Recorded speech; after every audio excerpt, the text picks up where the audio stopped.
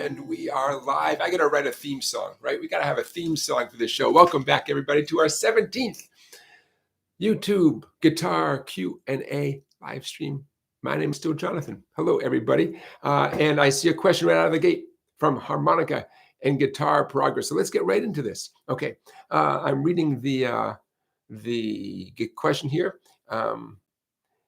Okay, so Harmonica and Guitar Progress asks, so I'm wondering about the oldies progression. I read you can play in any key. Why does this work? So I was trying with an Everly Brothers song and it sounded right, but real chords are different. I'm going to take a guess that what you're talking about is that classic chord progression that sounds like.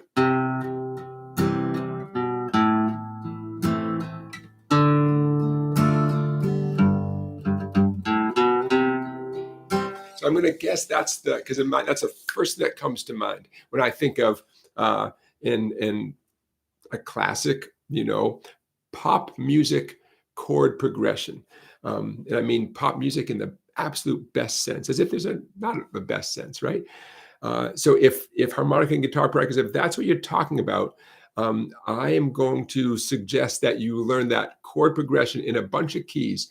There are 12 keys in all of music. You don't have to learn it in all 12 keys because I know you guys all have cute little capos of some sort, right? So what I just played was the key of C. It was the, some people call that, I think that's the chord changes to Blue Moon, right? Blue Moon, you saw me crying alone, right? I've heard a buddy of mine calls those ice cream changes.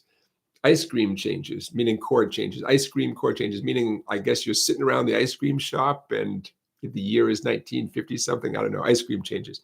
On a more technical level, that's a 1-6-2-5 chord progression. C to A minor to D minor, or some people put an F chord there instead, to G or G7, right?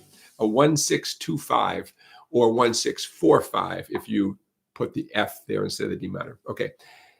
You don't have to learn it in all 12 keys because the capo can bump you up. So for instance, the key of C, put the capo on the first fret, you're now playing in the key of C sharp. Put the capo on the second fret, you're now playing in the key of D, right? But you knew that. Okay, so I would also learn that chord progression in the key of G. If I tell you it's a 1-6-2-5 chord progression in the key of G, a few of you might know that means G's are 1, G to E minor to A minor to D7.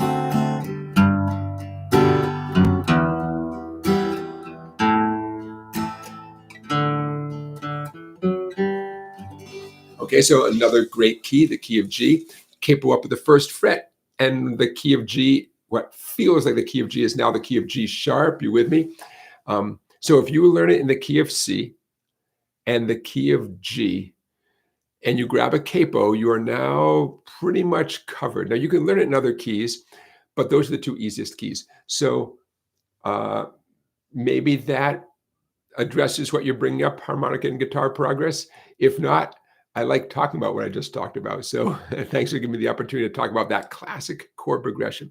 C, A minor, D minor, G7, or C, A minor, F, G7, and G, E minor, A minor, D7, or G, E minor, C, D7. It's a classic. It's a classic. Okay, everybody, I love the questions, and I hope they keep coming in. Should we get a moment of a lull in the storm, so to speak, I have a whole bunch of things I want to share with you. So A to Z Me is asking a great question.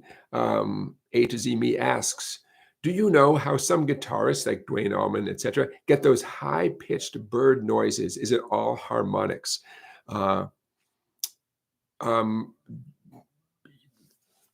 Duane Allman, I knew I had a slide handy for some reason.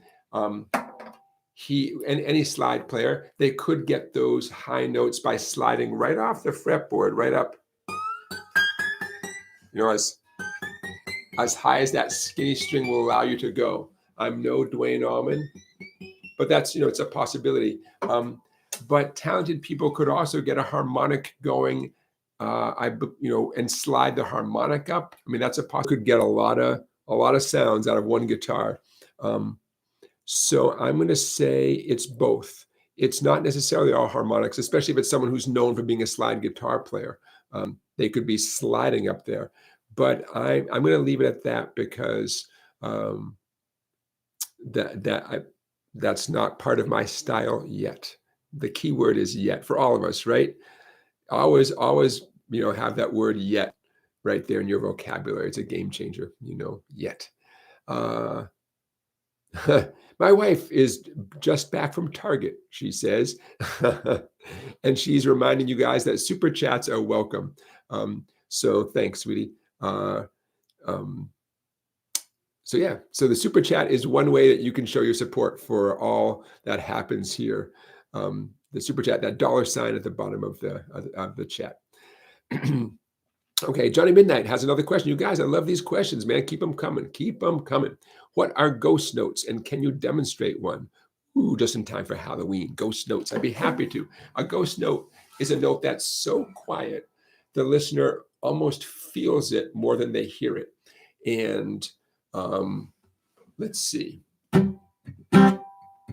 I'm going to illustrate a ghost note with a C major chord, and in this, you could call this a ghost chord, right? I'm going to play for a minute, and then we'll see if I have anything enlightening to say.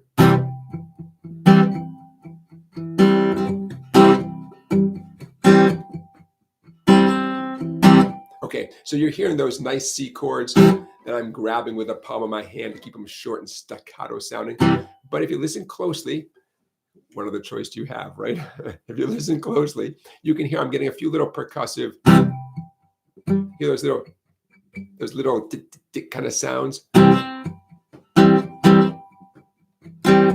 You can kind of hear them, but you almost feel them more than you hear them. So that's intentional because I want to sound like a one-man band. Basically, I want you to feel the beat of this imaginary song I'm imagining. But I want you to really hear those chords, those little ghost notes, those little tiny strums. Those are there to get your feet tapping, to show you that I'm not just banging on the guitar randomly, there's a context.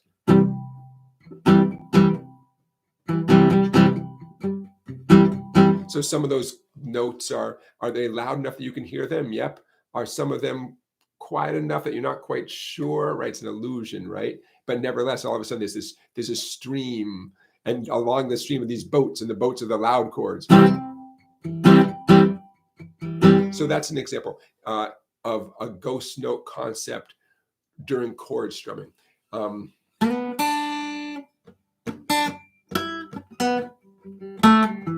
Okay, so I'm going to stop talking. I'm going to play a little G pentatonic stuff here. Some of the notes are going to be loud. Some are going to be ghostier. Okay. Oh, by the way, a ghost note, think of a spectrum, right? Some of the notes are going to be quieter and quieter along the spectrum. Some are going to be a little bit louder, but they're still going to be ghosty. I like that word, ghosty. Okay.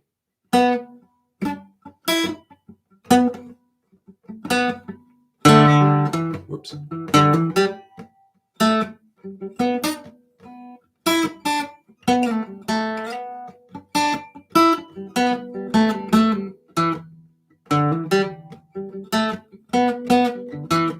You're also hearing my picking hand kind of lightly tapping on the guitar, just to create some extra little percussive sounds. So I don't know, off the top of my head, that's a little example of a little pentatonic thing that contains some ghost notes. Does that help a little bit?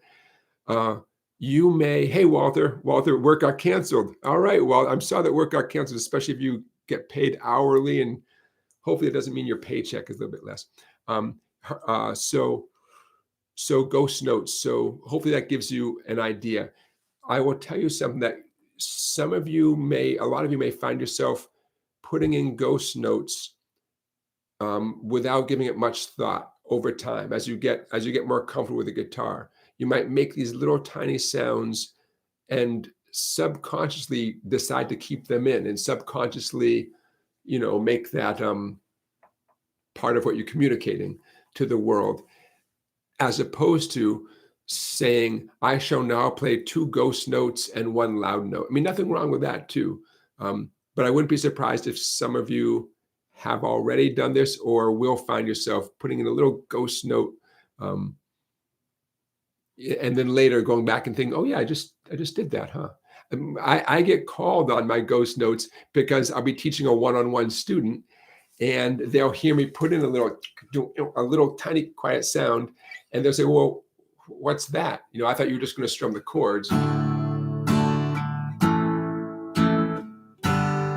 And I without intending to, I'll put a little,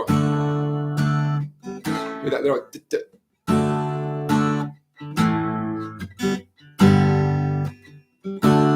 and I'll have to watch myself, because if I do include those, I'm going to have to explain what I'm doing. The lesson could go on longer than I intend to. We could get into a topic I didn't mean to. Okay. So Johnny Midnight, I hope that helps. Hey, I want to say a few hellos, including hello to Johnny Midnight, hello to Walter, hello to Live to Fly, hello to John, hello to Mark G, A to Z me, of course, Jerry Stillwell, hello, howdy to Missouri, Jerry, Scott, you can't stick around too long. Hey, Scott, okay, check out the recording. Hey, look, enjoy your family time, man, and don't worry, we'll be here next Saturday, and you can listen to the rebroadcast, so to speak. Mark G from Central Kentucky, hello. John, who else do I see here? CLS Create, hello, CLS. Okay, I think I said hello to everyone. Charlie Beagle, hello. Okay, harmonic and guitar progress. I see your Live to Fly. I see. Okay. Mark G, I see your question. Okay, so I'm going to keep going in chronological order here. Mark G says, I struggle with learning to use a slide. What is your favorite material? Yeah, slide is a whole different animal, right? Just when you think you're getting used to conventional guitar, someone suggests, oh, put a slide on your finger and now play. I've thought about this a lot because I don't yet have a program on how to get good at slide guitar. And I would like to come up with that. Because I really love the sound of a well-played slide guitar, and some of my favorite musicians, that's either all they do, or that's their main thing, or that's what they're known for. They do beautiful things with a slide. Ry Cooder comes to mind. I love Ry Cooder so much. So what how about if we take maybe 5 minutes or less? I'll try to stick to that and talk about getting used to playing slide guitar, because a lot of your progress is physically adapting to something that's not going to adapt back, right? The guitar is not going to change for you. The slide is not going to change for you. You've got to make your peace with it somehow, and you will, and you have already, and you're going to continue. I put my slide on my pinky. I've seen people do everything. I'm still going to encourage people to put it on your pinky. That leaves you 3 very confident fingers to potentially play the guitar, right? So yeah, in terms of the material, I have a big heavy brass slide. I do not recommend it. It's too heavy, and it's not ideal for like a electric guitar with very thin strings. I'm not saying you can't do it, but why, right? So why do I have it? I don't know. I've never lost, I've never broken it. I just have a brass slide. But I recommend one of lighter weight metal or ceramic, plexiglass, what do they call that stuff? Pyrex. I don't recommend pure glass, even if you could find it, because you're going to drop it, and then you'll be shopping for your second one and third one and so on. The advantage of a metal slide is it never breaks. Okay, anyways, I highly recommend pinky finger. I highly recommend whatever finger you put it on. You want a little of your finger you want to be shorter than the length of your finger, right? It gives you more of a sense of control. Obviously, you want that sweet spot where it is loose enough that you can take it off again without calling the fire department, and tight enough that for some reason I can hold my hand upside down and the slide doesn't fall off. Isn't that weird? I mean, if I wiggle it enough, it will fall off. But isn't that weird? It's, I don't know, that type of friction. So here's a tricky thing. It's hard to buy a slide online, or just prepare to buy, go to Sweetwater, buy 3 slides of 3 different diameters, and just with the understanding you're going to send 2 of them back. Okay. So in terms of material, what I'd recommend, just in case any of you have any doubts, before I get to the material. With a slide, the frets are there as guides, but you're pressing down so lightly, the frets aren't doing any physical work on your behalf. The way they are doing a job when you press down hard with your bare finger, the fret is literally stopping the vibrations of the string. Well, now your slide, whatever note you're playing, I'm going to focus on the skinny first E string. You want the slide to be right above the fret, but not even 1 millimeter on either side of the fret. You'll be out of tune. Okay, so in terms of like material that I like to work on, there's certain books that I've worked on. Stefan Grossman, Grossman, Stefan Grossman has a cool slide book. Arlen Roth in his book has a red cover. The book is called Acoustic Guitar, Complete Acoustic Guitar. It has good slide stuff for acoustic and electric guitar.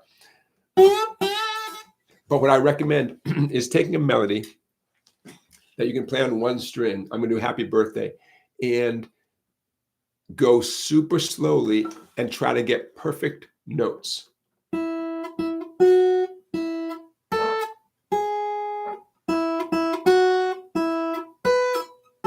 So when I say perfect notes, if you're aiming for the 7th fret, you've got to be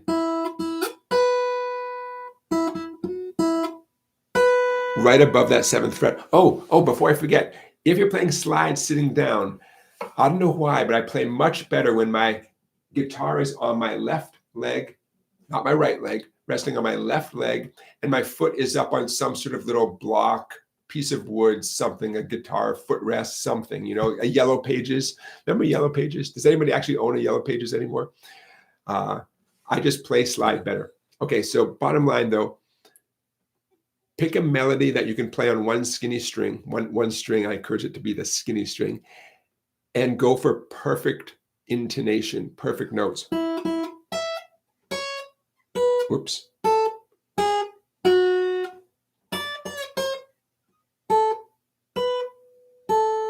Because getting the exact right pitch is a big challenge, and it's way more important than it ever was back when you were playing regular guitar where the frets are doing all that work for you. Last thing before I move on, has it been 5 minutes? Almost 5 minutes.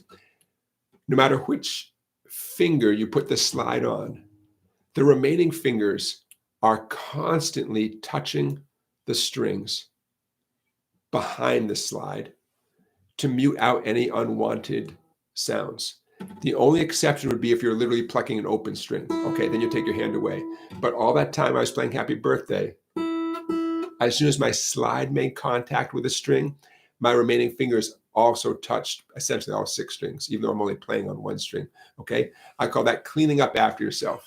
Okay, those fingers cleaning up after yourself. So I hope that gives you something to think about regarding slide stuff. Mark G.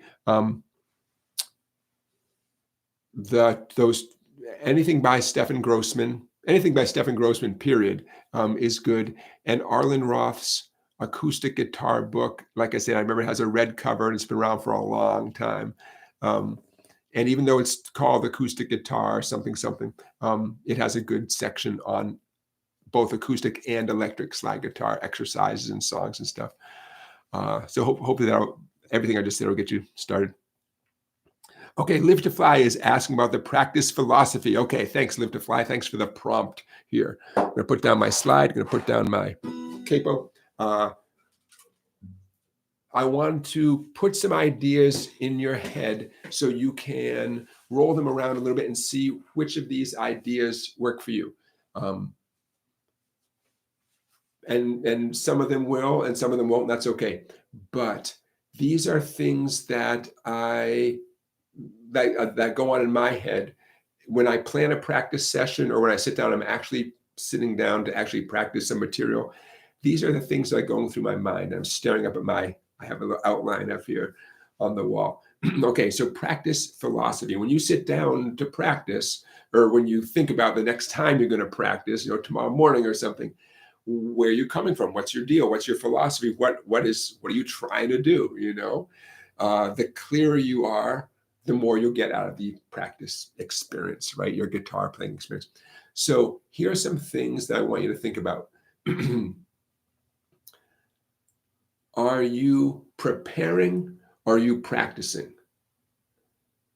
Here's the difference. Preparing means you've got something that you've committed to that people are expecting you to do, and you got to focus on that thing, right? And some of you know what I'm talking about, is whether it's a recurring, a recurring thing, a church thing one night a week, or a jam session with your friends, a song circle, or you just said to someone, hey, next time I see you, I'm going to have a song ready to play for you.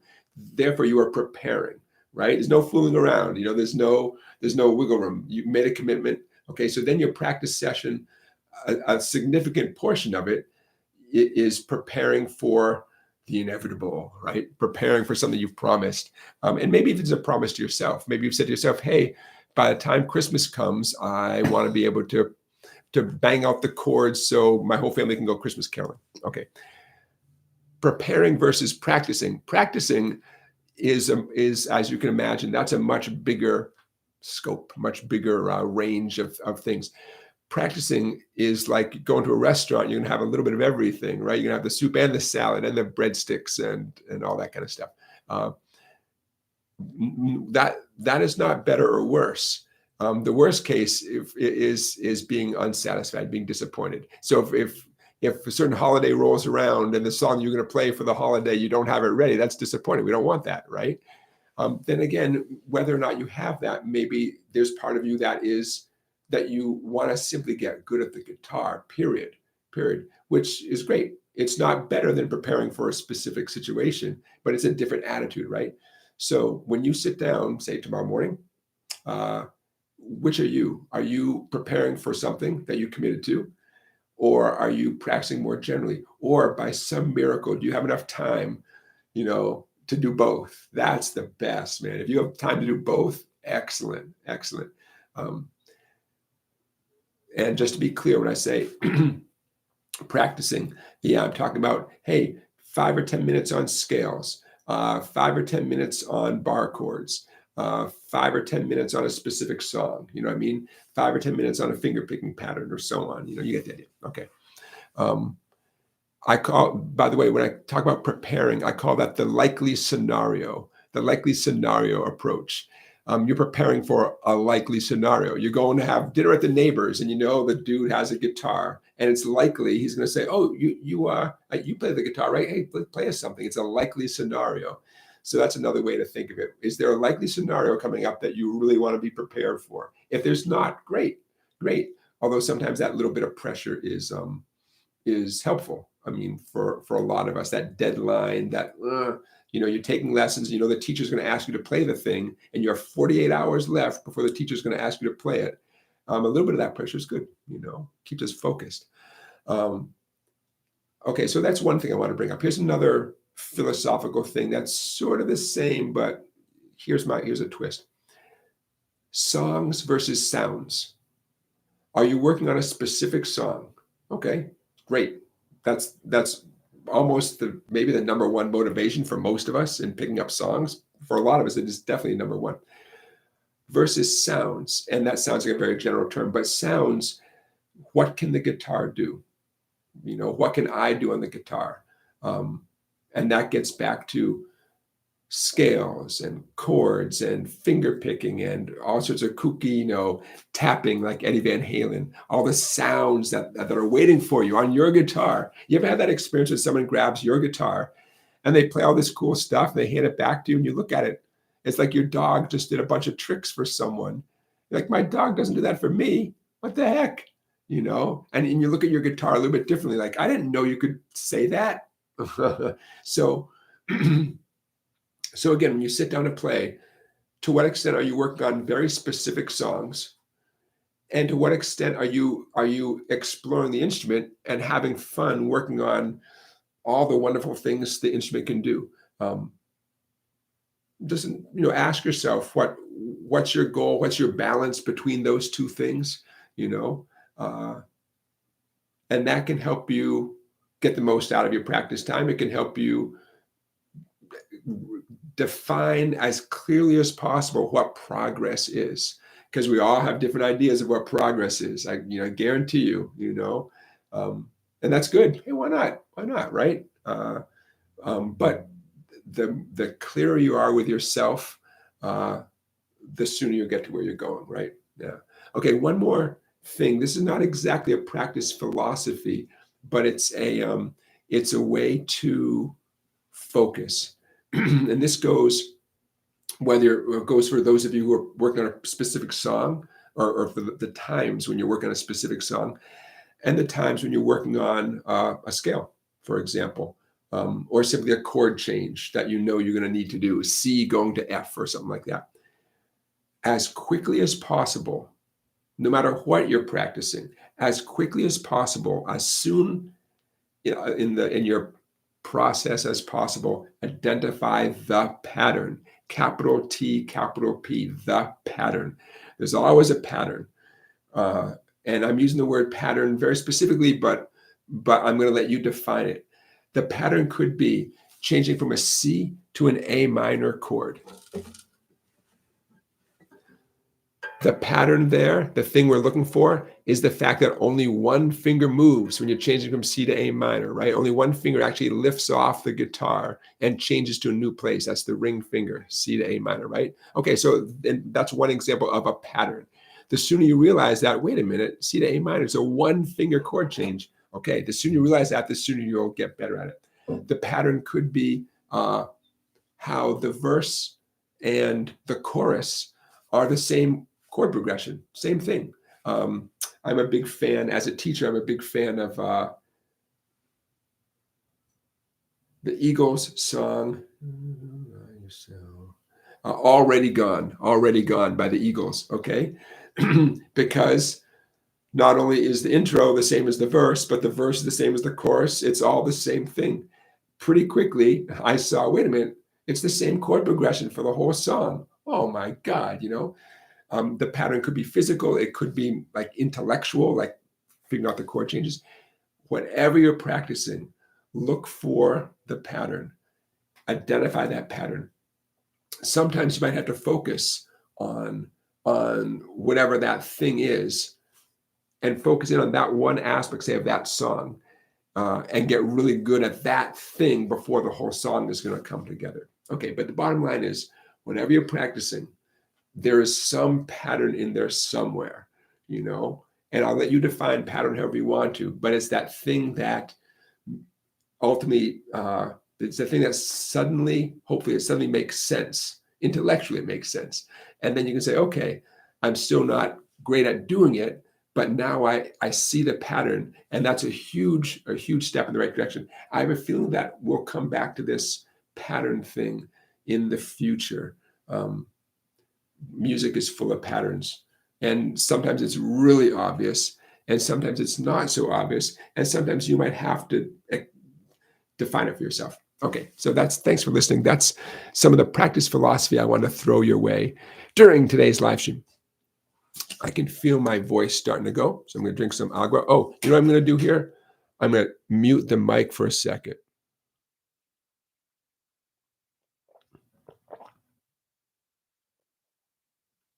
Okay, that was more, it's better etiquette, right? Okay, who do we have here?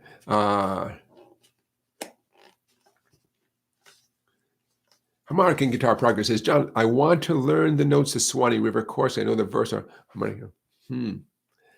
I know the song of which you speak. I don't know. I can't give you insight into how the song goes. I will point you in the direction of the internet, and somewhere someone's posted how to play the Swanee River song. Yeah, I don't know. I do have a bunch of melodies written out in my books, but Swanee River just didn't make it.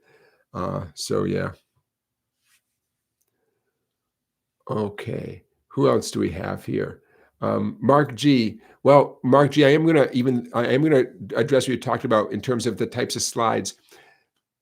I would consider, let's say I do a lot of home recording, not as much as I'd like, but I do a lot of home recording. I have done. And no matter what slide feels good on my finger, I'm so used to this brass one, I could foresee myself using different slides if I had a bunch of them. I don't, but if I had a bunch, because once you start recording, kind of like in my philosophy anyways, all bets are off. I mean, I'll do anything if it's the right sound for that recording. So I could totally see myself switching to a different material slide if for whatever reason at that moment on that guitar, that is getting the right tone, you know.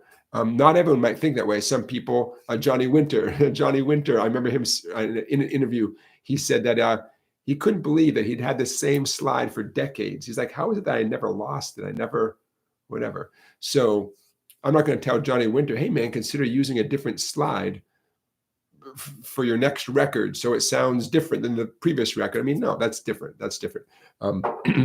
But a general rule of thumb is metal slides on acoustic guitar and glass type slides on electric guitar. But that's just a very general thing. All bets are off, you know. Whatever you want. Jerry Stillwell, your dog chewed up your guitar cable. I'm so sorry. I'm so sorry. Yeah. Many vibes. Talking about playing slide with a guitar down in your lap. Yeah, not a crazy idea. Not a crazy idea. Essentially, you will be turning your 6-string guitar into a lap steel guitar. Hey, you know what? Instead of speaking hypothetically here. Okay. So this is a metal-bodied Dobro instrument. The body is made of metal. The resonator here is made of metal. The neck is wood. And no guarantee this is going to be in tune. Can you hear how that has a little bark to it?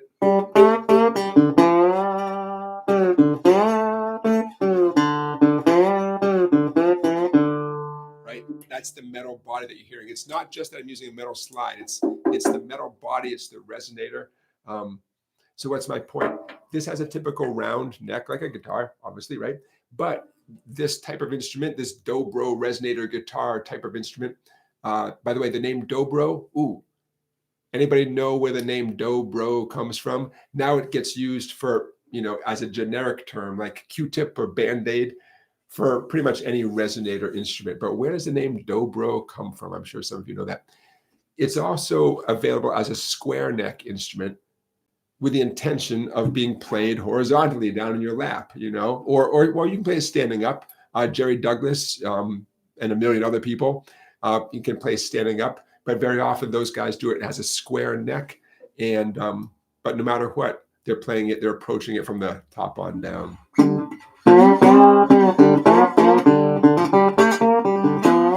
In which case they're holding the slide, you know, more or less in their palm rather than putting on their finger, right? They're just holding the slide.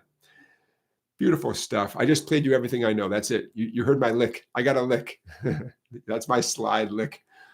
Someday I'll when I retire, man, I'm going to get really good at the guitar. I'll let you know. I'll keep you guys posted when that happens. You'll be the first to know. When I retire, I'm just going to play the guitar all day long. I'll probably teach a few lessons, maybe talk to some folks on YouTube. Oh, wait, that is my life right now. Someday. I'm reading a few questions here. Yeah. The question is, does it take me, you know, a lot of tries to play something the way you want? Oh, yeah. Yeah. I don't want to say, oh, nothing has come easy for me. But my experience with any musical instrument I've tried involves hours and hours of sitting in a chair and playing it. Sometimes, you know, you sweat, sometimes you don't sweat, but I don't know any other way. So a long time ago, I kind of accepted that must be how you get good at stuff. I couldn't think of any other way to get good at stuff. You sit in a chair and you just do it a lot.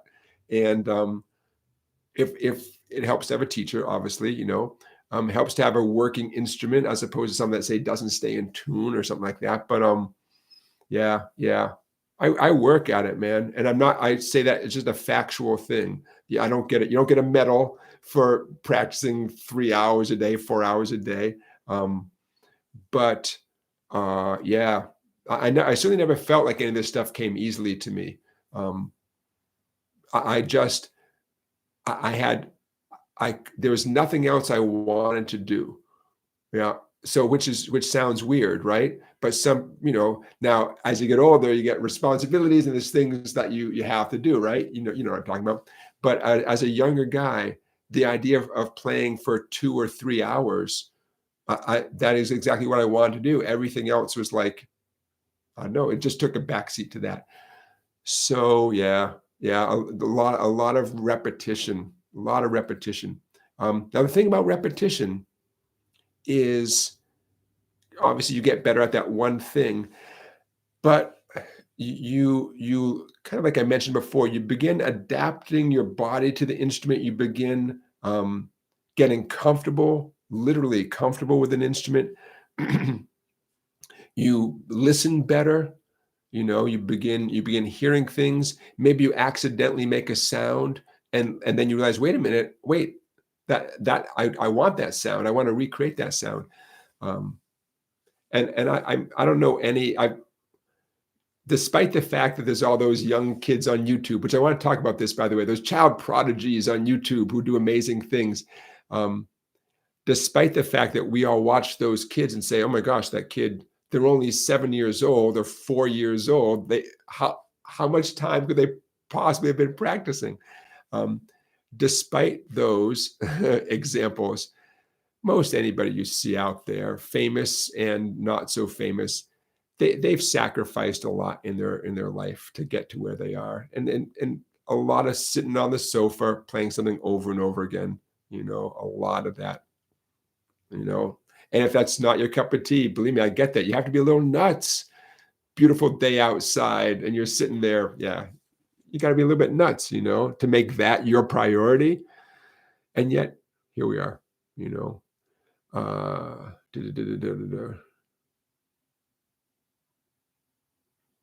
Many vibes. You're referencing R.L. Burnside. Yeah. Here's a big thing I forgot to mention here. Open guitar tuning. Much of the slide guitar playing you hear on acoustic or electric is done with an open tuning, meaning you strum.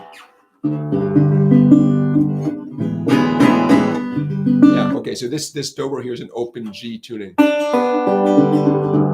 meaning every string, if it's in tune, every string is one of the 3 notes, in this case, of a G major chord. Open tuning is a game changer. And certainly it's a game changer for slide playing. So I have not gone to school on R.L. Burnside, but I'm going to take a guess that when you hear him play, you hear him playing in open tuning. And none of us are going to sound like him unless we tune our guitars the same way. Having said that, as soon as you get in the right tuning for whatever you're trying to do, in terms of open tunings, a bunch of things can suddenly start coming out. All of a sudden, you're speaking this language quickly, and life is good. Hey, Michael Fisher, welcome. Okay. Okay, Jerry Stillwell, thank you so much for the super chat. I really appreciate that. We have a pizza date. My wife and I have a pizza date tonight. So we might, thanks to your super chat, we might go for the garlic bread. Or you know what? Go for the salad. Might have the salad before. It's the right thing to do. The more salad I eat, the less pizza I'll eat. So thank you, Jerry. I appreciate that. Yeah, pizza night. Charlie Beagle, the place we're going to, I'm going to get some pizza and bring it home to my lovely wife, is not called a pizza. It's, for whatever reason, this is one of the places that just they call it pizza. They don't call it a pizza. Charlie Beagle, I thought you might want to know that. Okay. Oh, Bill R., what a great question. Bill R. is asking, can you talk about the term phrasing for guitar? Oh, what a great question. How do you do this? Can you demonstrate? Yes. And what a great question, you guys. I have a feeling as our community here does Saturday after Saturday on a live stream. Your questions are getting better and better. That's awesome. Not that the earlier questions were not good questions, but I don't know. I love it. Phrasing, long story short, phrasing is when you play a few notes and you take a break. And you play a few notes and you take a break. It's almost like a teacher talking and they take a break, right?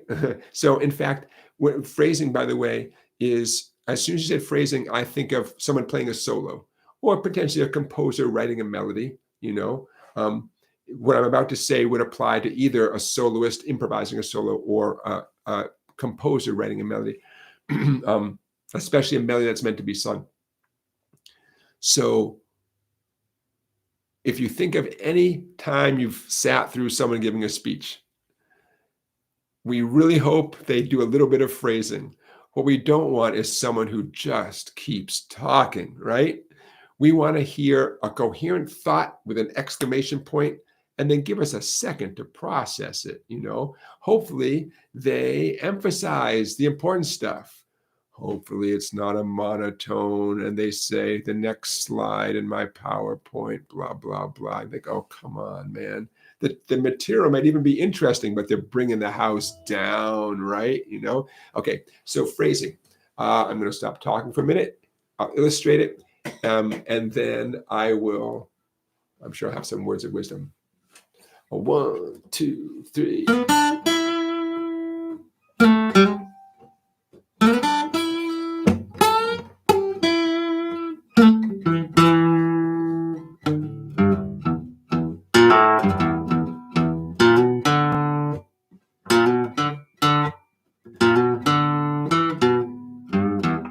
Okay, some little phrases, but I left a little space. What's the opposite of that?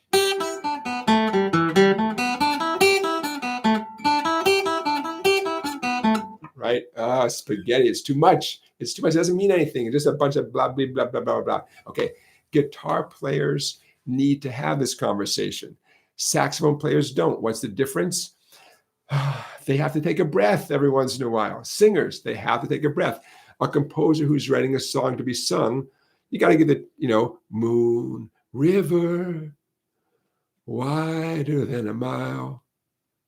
I'm crossing you in style, right? You got to give the singer some time to take a breath, right? Phrasing, right? So that's the quick answer to your question. What is phrasing?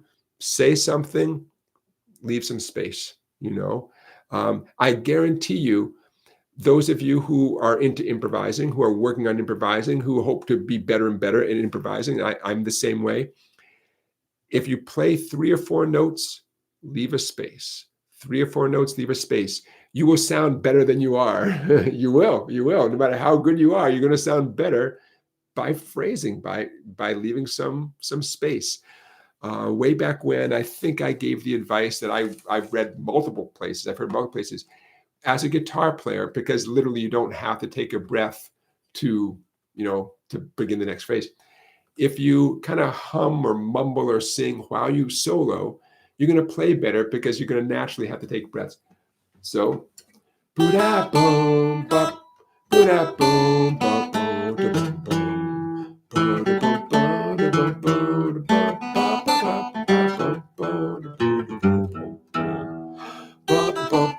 you know what I mean? It's a great technique. Doesn't mean you have to do that on stage in front of your fans, but it forces you to take a breath. So Bill, that's my quick answer to your question.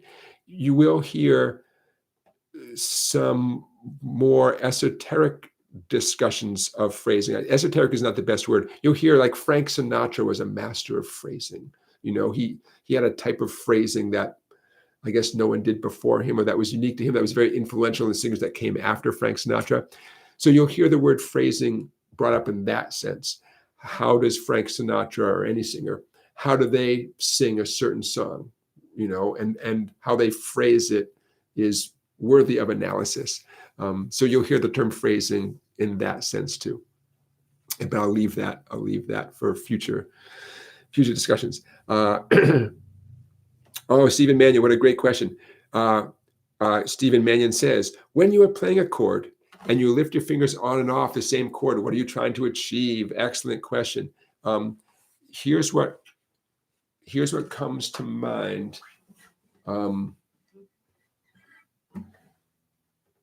Let's start with not lifting your fingers all the way off, but simply reducing your pressure on the chord. And I'm specifically going to do this with a bar chord.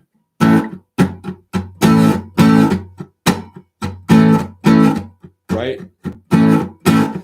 There's my drummer. And my left hand is deciding when the horn section comes in.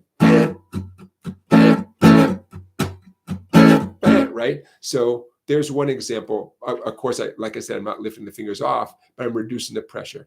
I'm doing it with a bar chord because, hey, I'm in control of all 6 strings. I could illustrate it with like an E major chord. On the E major, though, I'm going to focus my pick on just the strings I'm touching.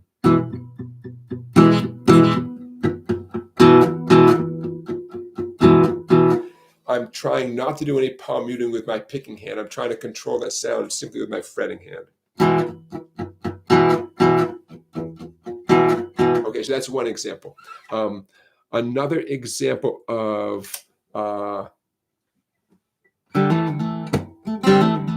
okay, here's an A minor. I love this little A minor thing. And again, I'm focusing my pick on the 3 strings I'm touching of the A minor chord.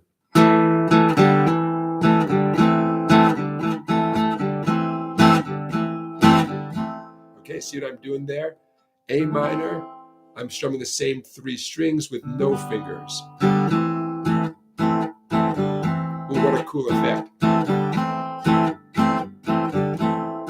Okay, so there's another example of why a songwriter or a rhythm guitar player might want to let go of the chord and put the fingers right back down because they want that.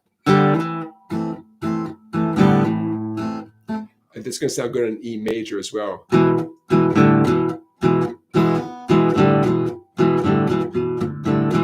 It's not going to work in every chord. A G major chord, it has a bunch of open strings anyways. It's not going to work quite as well. I mean, it's not going to get what you want. And a D, I mean, I don't know. I never thought about it before in a D chord. Okay, but so those are my first thoughts about lifting your fingers away from a chord, but then coming back to the same chord. Now, I'm going to add on one more thing. It's extremely common for guitar players to lift away their fretting hand fingers right before they change to a new chord. And 99% of the time, they're doing it so they can get to the next chord in time. No matter how advanced you are, you still want to make sure you get to the next chord in time. And I'm going to illustrate this with a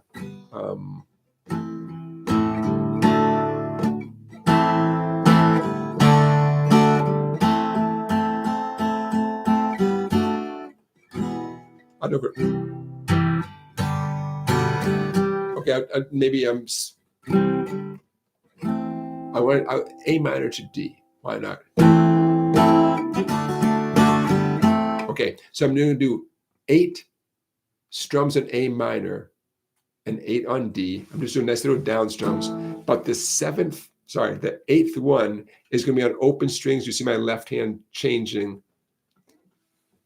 And then we'll talk about it. 1, 2, 3, 4.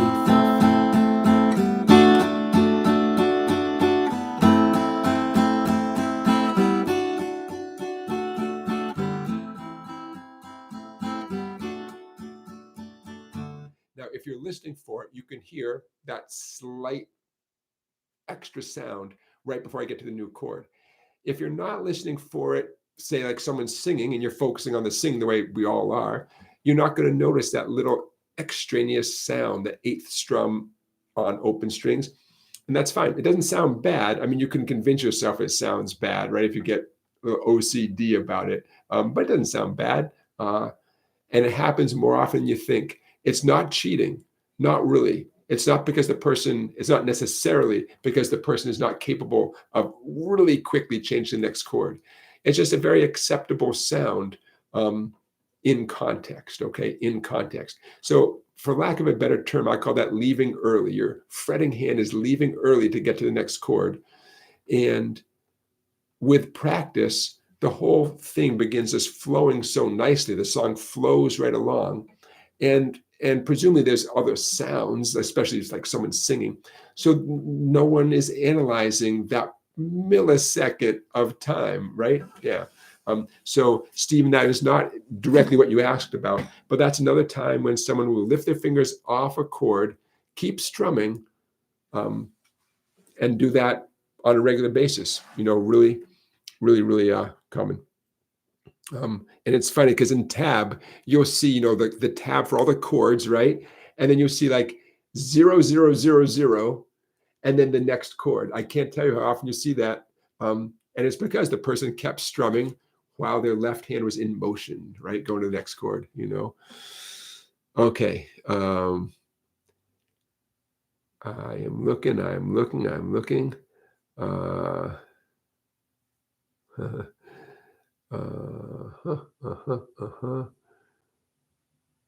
Okay. So, hey, did anyone, I know a little while ago, I asked for someone to, I've already forgot the question. Well, I said, oh, see if anyone knows. And I said, put it in the chat if you know. I've already forgot the question. Someone help me out. I said, put it in the chat if you know the answer to the question. My little memory. Oh my gosh. Well, if someone reminds you what the question was, I'll be glad to tell you the answer. Oh well, it'll be fun when I review this video and timestamp it. I'll be like, geez, man, my little brain is shot. I've had a good Saturday so far. I had my first student wasn't until 10 a.m. And after teaching 2 students, I already had a break. Oh, thank you, Many Vibes. The question that I posed is where the name Dobro comes from. And the answer is, I'm going to grab it here. Dobro. The company was founded by the Dopira brothers, 2 brothers who were Greek, and then last name was Dopira. So Dobro, Dopira brothers. Now, at some point, Gibson bought the Dobro brand, and I don't know if Gibson still owns it. I don't think they do. But anyways, Dobro, and it's one of those terms like what? Like Q-tip and Band-Aid that we all say, oh, Dobro, oh, the guy plays Dobro. But not every resonator guitar is made by Dobro. There's other makers out there, but yeah, Dobros, that's where the name comes from. Okay, thank you, Many Vibes. I'm glad one of us is taking notes. Yeah, thank you. Okay. Paul Mannion talking about Neil Young on the beach. What an interesting guy, man, Neil Young. Just today, I thought, I was driving my car and I come into work, and I thought, I want to crank up some Neil Young on the way to work. And I was reminded that Neil Young took his music off of Spotify, and which is his right, man. Good for him. Good for him. These guys aren't making any money on Spotify. Nobody's making any money except Spotify. Which, hey, I mean, but Neil Young, off the top of my head, he's the most famous person I know of who took his music off of Spotify, and I respect that. Good, it's his music, man. It's his music. Okay,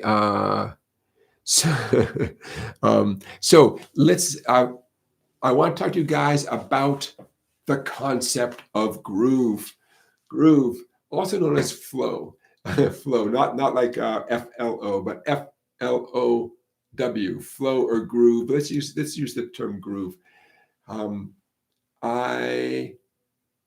We all have to get over the hump when you're learning especially a new song, but even a new riff, where you're executing everything mechanically correctly, but and I know, and the world knows that it's not music yet, And even if a teacher like me says, you're doing great, look, you got that F chord, it sounds good. And you've memorized the song, and the chords are clear, all the strings are ringing, and you're putting in that cool riff in between the chords, but it's not flowing, right? There's no groove there. Not yet. So I want to talk to you guys about that a little bit, because especially my adult students beat themselves up. They're so hard on themselves. And yet they're not wrong. either someone can tap their foot to what you're playing, or they can't, assuming that they can tap their foot at all, so you're not incorrect. If you are, doing everything the paper is telling you to do, but the little voice in your head says this isn't music yet. No, you're not crazy. You're not crazy. You've got to make it flow.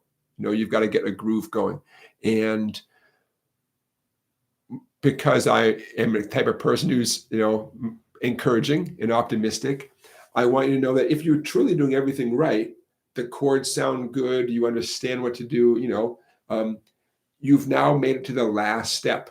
Okay, that's it. It's the last step. It's the last thing, is to get it to flow, man. Make it groove. Get it so that people can tap their foot. Even if it means you do it slowly. Nothing wrong with doing it slowly.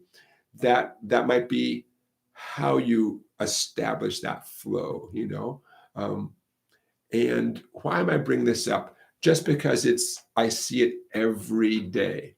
And a huge part of my job is to get people onto that, over that, that speed bump, that obstacle, over that fence, because it's not music yet. It's not, but it's so close. It's so close, So I have a couple of things, strategies, or at least I want to throw these out there, and you can see if any of these apply to you.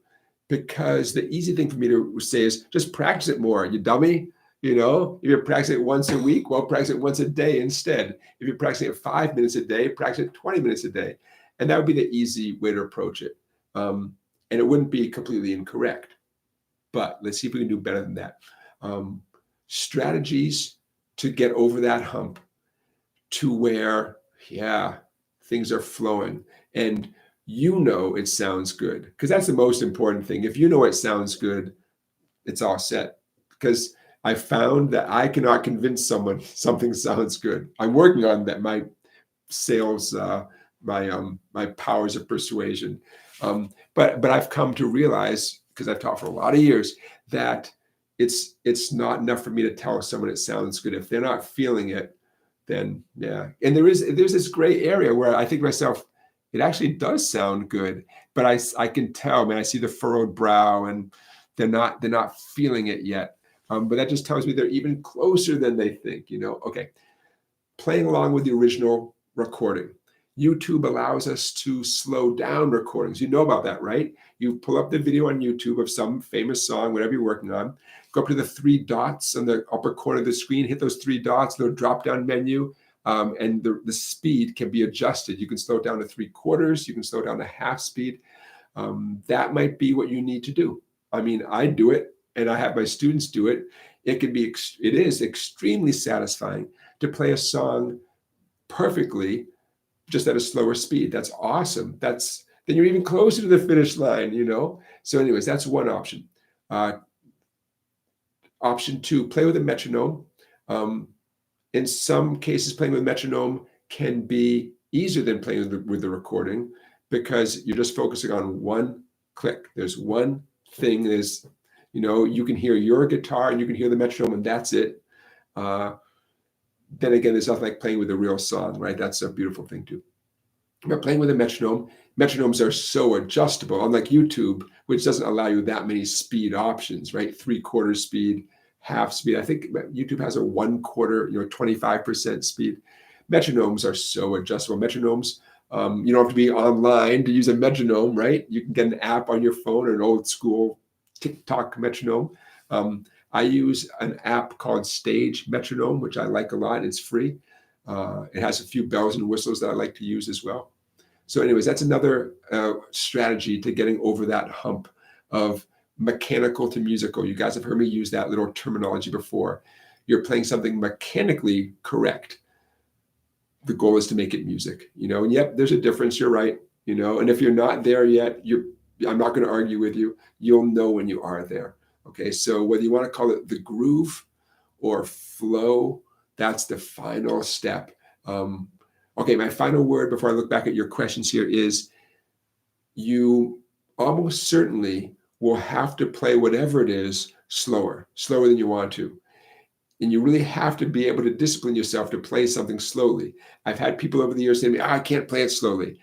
And what I think is like, dude, you're not playing it fast either. Like you're not, you got to slow it down. This is not a negotiation. You do have to slow it down, because then you have a fighting chance of getting some kind of groove going, but it takes discipline, especially if you're doing a song, you know how the song is supposed to sound and you're like almost there and you're trying to get it. That's good. That's good. That means you're self-motivated. I like that. I like that passion. So now bring a little discipline in, slow it down, work on smoothing out. That means the easy parts are going to have to go as slow as the hard parts, right? You can only go as fast as the hard parts.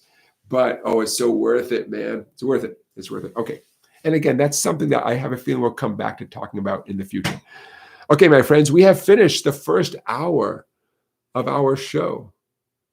All right. Yeah. How are we doing? I got 42 of you out there, 22 thumbs up. Okay. 20 of you. I wouldn't mind if 20 of you gave a thumbs up here. I'm not sure what YouTube does with all those thumbs, but it makes me feel good. Oh, let's talk about you saving some money. I always like to put something on sale. So this book, which I love dearly, this ebook, I know it looks like a real book, a real paper book. You can get the electronic version of this book today for 25% off. I know, our prices are insane. Okay, so you ready? The Strum Pattern Bible, dozens and dozens of famous songs that are used as examples of good, common, appropriate, fun ways of strumming the guitar. We have Paperback Writer by the Beatles, not the whole song, the strum pattern of the song. No Particular Place to Go by Chuck Berry. Okay, so how do you get an electronic copy of this book delivered just about instantly and save 25%? Okay, bear with me, friends. Bear with me. Hold on. Okay, here I am. Okay, head on over. This is a sale that goes through, I believe, midnight Sunday night. Right now, it is 6:04 Saturday. Okay, head on over to songbike.com. There, put it in the chat there, song-bike.com, and here's your coupon code. Live25. Live25. Okay, head on over there. You can wait till after our live stream. No rush. You have about 24 hours. Save 25% on this book. So normally it's $20. You save 20%. Why? I don't know. I like you guys. I don't know. Go for it. It's a cool book, man. It's a cool book. And I look forward to getting your feedback. And I'll get back to your questions and stuff in a second. It is, check it out. The table of contents might be of interest. The first maybe 2/3 of the book, pick patterns, meaning strumming patterns with a plastic pick. Steady downstrokes, the folk strum, simple down-up variations. Okay, see all those? And what I like about this book, the big reason why I wrote it is because no one else wrote it, so that I'd write it. It uses real-life examples, mostly songs from the 60s and 70s. But there's a fair amount from 80s and 90s, I think. But if I had to, mostly songs from the 60s and 70s. It uses real examples. And in some cases, it's exactly what you're hearing on the recording. Or in other cases, it's so darn close. It's close enough to do what I want to do, which is to show you guys a bunch of ways for your picking hand to approach songs. I chose songs that are really good examples of a common chord, a common strum pattern. It's not the only song that goes that way, but it's a good example of that strum pattern. Okay, and then the second or the final maybe 30% of the book is the same deal, but with bare finger picking patterns. None of this stuff is super hard. I won't lie. Some of it is a little bit, some takes more practice than others, but hey, that's the whole point, but most of it is pretty approachable if you do one thing. Let's say you are checking out Norwegian Wood by the Beatles, a really great way to strum a song in 6/8 time. You got to listen to the original, right? The whole point is, that's why I chose famous songs. Listen to the original, practice. Listen to the original, practice, okay? You do not have to be able to read real music. Don't worry about that. That's not, I included that because just in case anyone can read it, well, why not? It doesn't cost me any extra to put that on there. But you don't have to be able to read that kind of music. And there is a video, of course, there's always a video, right? There's a video on my website. There's a video on my website with me doing every example in the book. Okay, thank you for listening to my sales pitch. It's such a cool book. If I saw someone else had done this, number one, I would have kicked myself thinking, I should have done that. And number two, I wouldn't have done this book. I think it's a great idea. It was so much fun. It was a ton of work. I won't lie. It was a ton of work. Because I want to have so many examples. Look, check this out. One of the early pages. These are, I know you can't, don't worry if you can't read all this, but those are all the songs in the book. Again, these are not complete songs. They are not complete songs. Repeat, they are not complete songs. They are the heart of the song, okay? Because remember, the goal is not to play the song all the way through. That's not the goal of this book. The goal is to learn how the guitarist strummed or finger-picked, the heart of the song. Then you take that and either you could use it to learn the entire song, or my ultimate goal is for you to use that strumming pattern or finger-picking pattern to make your own music, or just about as importantly, realize, hey, wait, if I can do this pattern, if this pattern has been legitimized by the Beatles in Norwegian Wood, then I bet I could use it in other songs that have a similar feeling.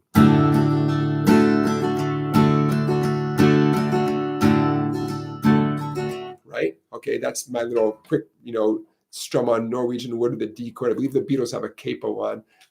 But that strum pattern works for tons of songs, So that's my other goal for you, is to have a toolbox with these tools, meaning strum patterns and picking patterns. And then you realize, hey, wait a minute, I can play a bunch of songs using these patterns. Okay, you get the idea. 25% off. Why not? Why not, man? And Live to Fly, put the coupon code in the chat. The coupon code is LIVE25, LIVE 25. And don't worry, you don't have to do it right this second unless you want to, because your live stream discount runs through tomorrow night. Why not, man? Why not? Okay. Thank you for listening, everybody. I'm scrolling down. Nelson is making a good point. The silence between the notes is equally important. Yeah, leave a little space, man. Leave a little space. And honestly, I'll say it one more time. It'll make you sound better. And if you sound better, then aren't you really actually better? Yeah. But even if you do it as an exercise, like, okay, next time I'm improvising, I'm gonna play a few notes and wait, you're doing it very consciously. You'll give us the illusion that you are a more advanced musician. And then when you do it unconsciously, then you truly are, And again, think of that person giving the speech, when they drive home a couple of points and they wait for applause, right?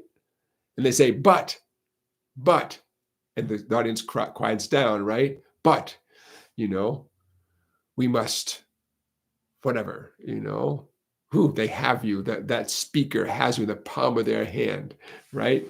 And that's you getting up and playing a guitar solo. And you don't want to be the person who bores everyone to death, not because you can't play the guitar, but because you're not using phrasing, you're not using dynamics. Dynamics is when you get soft, like this, you get soft.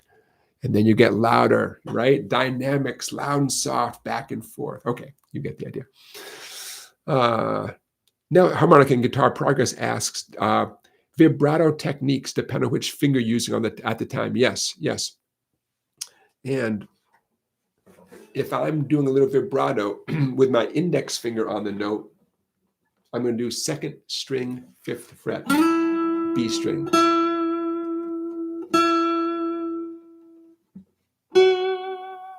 Okay, so when I'm doing this is just me. Vibrato is a very personal thing. When I'm doing a one finger vibrato, well, first of all, by definition, if I'm using one finger, it's always my index or middle. If I do a ring finger vibrato, because maybe that's the finger that's on the note, because that was a smart finger to use at that moment, I'm going to have multiple fingers touching at the same time. I'll get to that in a second. But let's say I'm doing my index finger or middle finger by itself.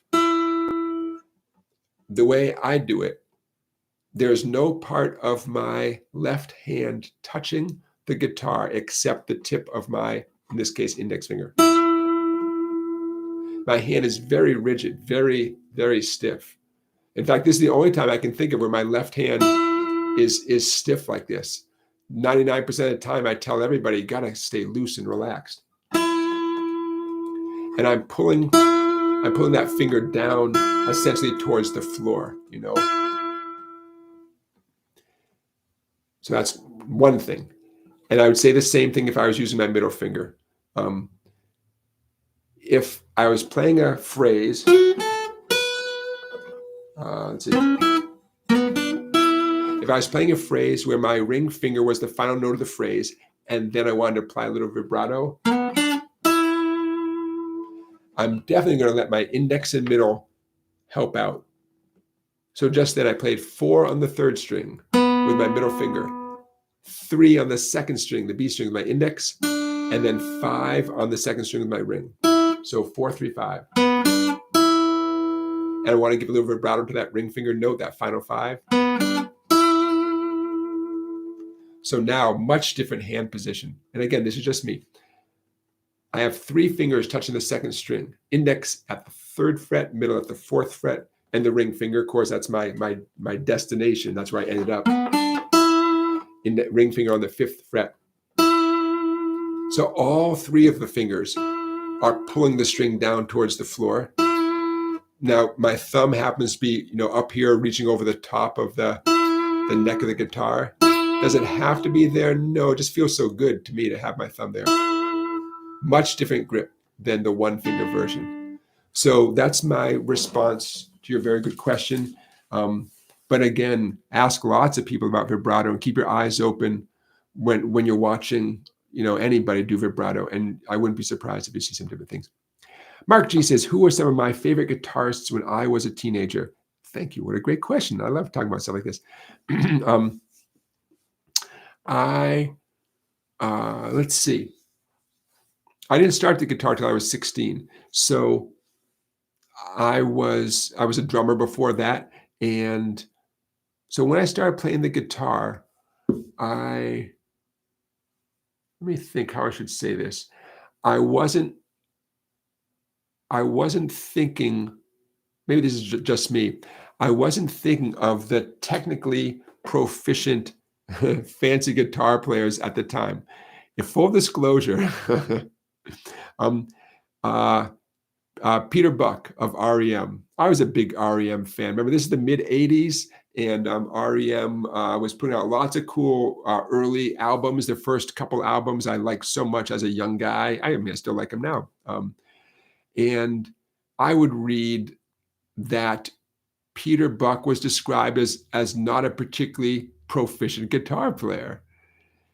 And I found that incredibly inspiring. I thought, whoa, well, if he's not that good, and I like their songs so much, how hard could it be? So that's where I was coming from. At least that's one really specific, piece of my puzzle. And it wasn't that I thought he did amazing things, that I loved his style so much. It's just that I like the overall sound of the band. I like the songs. And I thought, well, that's all right. Well, I can do that. I can play not proficient superstar guitar. How hard could that be? I was a pretty good drummer. For a high school kid, I was a really good drummer. For 14, 15 years old, yeah, man, so that's one that comes to mind. But U2 was super big in the early and mid 80s. They were getting more and more famous. So, oh man, I would hear the things that Edge was doing for U2 when he'd have that delay pedal going. And I didn't know that. I thought he was just playing super fast. So I thought that was pretty incredible. But I was a hungry music listener as a kid. So I listened to a lot of stuff. So just in terms of approximately the same time period that I was picking up the guitar, I was listening to Booker T and the MGs. I came to them through I think British bands that would refer to Green Onions and stuff, and Booker T. I think who's this Booker T business? What's all that about? The Who. I listen to the Who a lot. Not that Pete Townsend. I can't say I sat around and learned Who songs, but even before I picked up the guitar, I listened to the Who so much. Friends would say to me, dude, you gotta listen to something else, But I don't know, 12 years old, 13 years old, the Who is a pretty appealing thing. So as time went on, well, I always liked Steve Cropper. But let's see, I listened to, in terms of actual guitar, well, I was pretty impressed by Bob Dylan's playing. And again, I read so much. I read so much about my favorite musicians. And I would keep reading how, Bob Dylan's guitar skills were not, that certainly wasn't his strength. I mean, I would keep reading that. And I think, well, if that's not really fantastic guitar playing, then again, how hard could it be? So that I found that weirdly motivating. And I'll give it some thought, but those are weird answers, right? Because many of my peers would say, oh man, Eddie Van Halen, Jimi Hendrix, very specific people, like, that dude is amazing, I want to do that. And man, compared to those folks, I'm coming from left field. I didn't give a thought about playing the guitar. I was so into playing the drums from 10 years old on, that it didn't really even occur to me to play the guitar, because there's nothing better than playing the drums. I still feel that way, man. Drums, there's no instrument more fun than playing the drums. There's nothing. There's other things in life that are pretty darn good, but playing the drums is so fun. Anyway, so I'm coming at it. I appreciate your question, because it lets me sort of process some of this stuff and share it with you. But yeah, I'm coming at it from a left field kind of situation compared to a lot of other people. And then you were asking specifically for my teenage years, as I got on in life and made up my mind to actually get better at the guitar, to sink my teeth. Because I wrote a lot of songs as a young kid. That's where I was coming from. And at a certain point, I realized that I really couldn't play the guitar like much at all. I could just bang out some chords. Freddie King tunes, trying to pick out Freddie King instrumentals on electric guitar. Oh man, that I found that as I made little bits of progress in my own version of Freddie King instrumentals, I found that incredibly satisfying. Mississippi John Hurt finger picking, also incredibly satisfying. It took a lot of work. The first few Mississippi John Hurt finger picking tunes took a lot of work for me. I always love Ry Cooder. I mean, some of these people, and I'm sure I can think about some more, but thank you for the question. Okay. And let's see. I'm gonna keep answering your questions. Don't give up on me here. I want to throw something out there. A couple of fun things. The hardest note on the guitar. I want to show you the hardest note on the guitar, and I'm going to give you a strategy on how you can deal with the hardest note on the guitar. I'm going to do it after a sip of water, and I'm going to mute my microphone.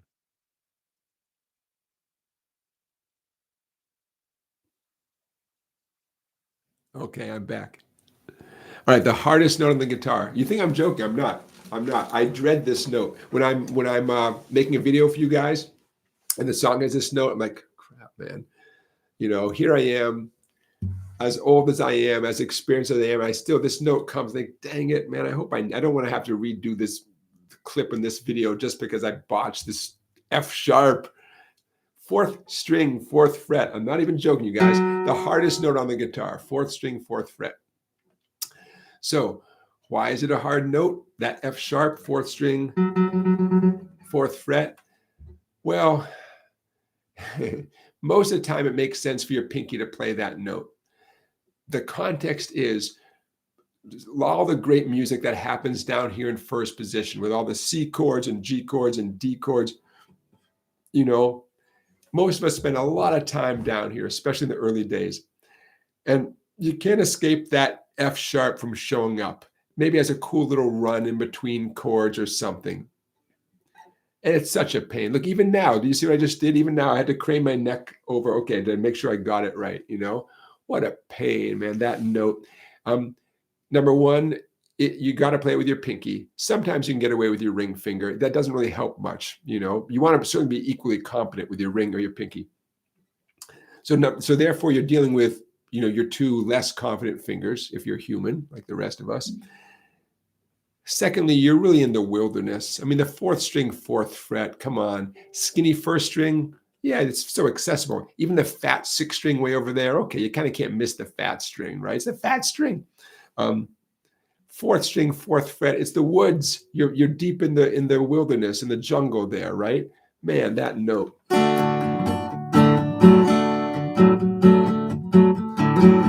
So I don't know about you, but I find that note vexing. It's vexing, my friends.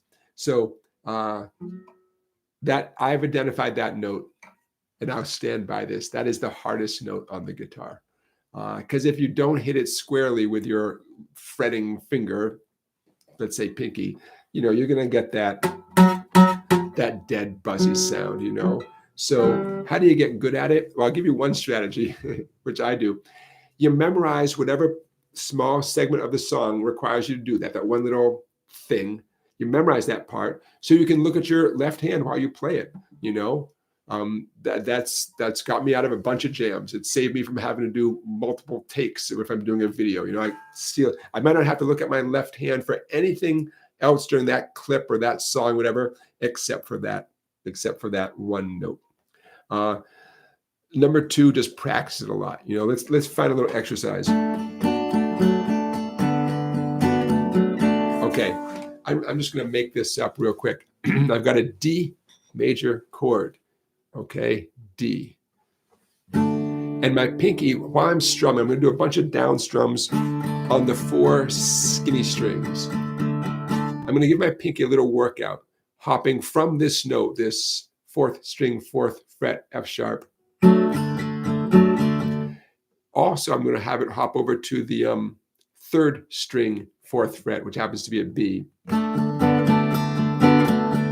I'm just going to make something up where my first three fingers are just staying there right on the D chord. Don't get a death grip. Don't squeeze too hard on your D chord. But my pinky is going to be jumping around between third string, fourth fret, being completely off the guitar, and the fourth string, fourth fret.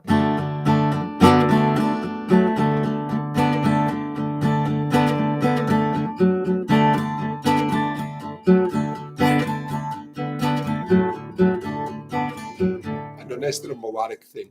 At a minimum, your pinky is going to get a lot of exercise, and it's going to get a fourth fret. That's just a classic. I call it a rockabilly riff. And again, we're talking about the third string, fourth fret now. What I'm doing there, I am officially adding the sixth degree of a D major scale. It's the note B, B as in baseball, which is also the sixth note of a D major scale. And that's, to me, that's the rockabilly sound, the early rock and roll sound, a major chord where the sixth degree of the scale keeps getting added and lifted off and added and lifted off. Okay, I digress. Bottom line is this little D exercise with the pinky going back and forth. Hey, that's at least a step in the right direction.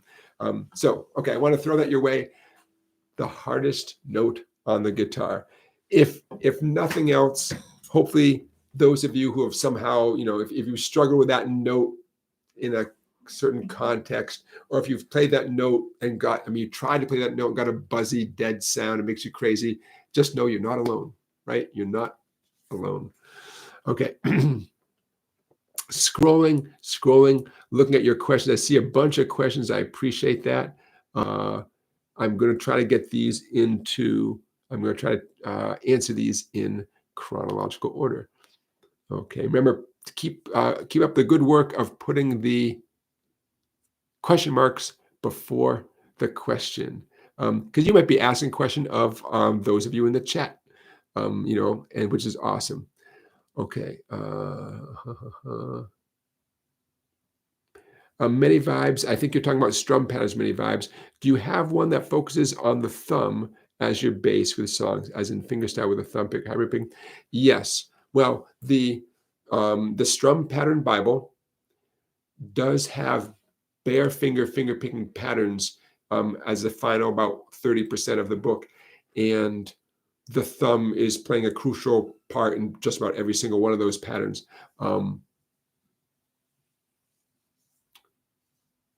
So I guess the answer to your question is yes. Charlie Beagle asked a question: when you strum up on a chord, does that essentially make it a different chord? No. It does change what the listener hears. An up strum emphasizes the skinnier strings, right? It's a higher sound. Down strums, just I assume it's just the energy, thanks to gravity in your arms. You're giving the if you were to really scientifically analyze this, your energy is being consumed by the heavier strings, and you have less energy as you get down towards the skinnier strings. I don't know. It sounded good. So I'm going to do some down ups on an E minor chord. And I'm going to exaggerate it a little bit so you can hear how the downstrokes sound different from the upstrokes. And by the way, people like me sometimes forget upstrokes most of the time, by definition, do not involve the maximum number of strings. Downstrokes might. Upstrokes rarely do. Okay, so here's some down ups on an E minor chord. Slowing down, up, down, up. Hear that difference, right? Of course you do, right? Because it's a profound difference. So it does not change the name, but the listener hears things differently. I taught for years before it occurred to me to mention to folks that upstrokes are usually on maybe 2 or 3 treble strings only. Yeah, years, my friends, years. I don't know. It didn't occur to me. Probably an astute student. In fact, I'm 99.9% sure an astute student said to me, when you go up, you're not hitting all the strings. Again, at least one of us is paying attention, right? Yeah. Yep. Okay. Harmonica and Guitar Progress mentioned that you got a Christmas book at a tag sale. It has familiar chords, but no strumming. Yeah. Which is that's so common. Doesn't mean it's not a great book. That's why you need someone. I would like to be that guy to teach you a whole bunch of strum patterns. I mean, not 1,000, but a handful, right? A handful. Because so often all you're given is chords and lyrics. And the world, meaning the publishing industry or Ultimate Guitar or whoever, they figure that you just kind of know what to do with that. It's not fair, my friends. It's not fair. Now, having said that, sometimes a book or somebody might include the strum pattern in a printed version. I'm not talking about a YouTube teacher, but like in the book, right? It says the strum pattern is blah, blah, blah.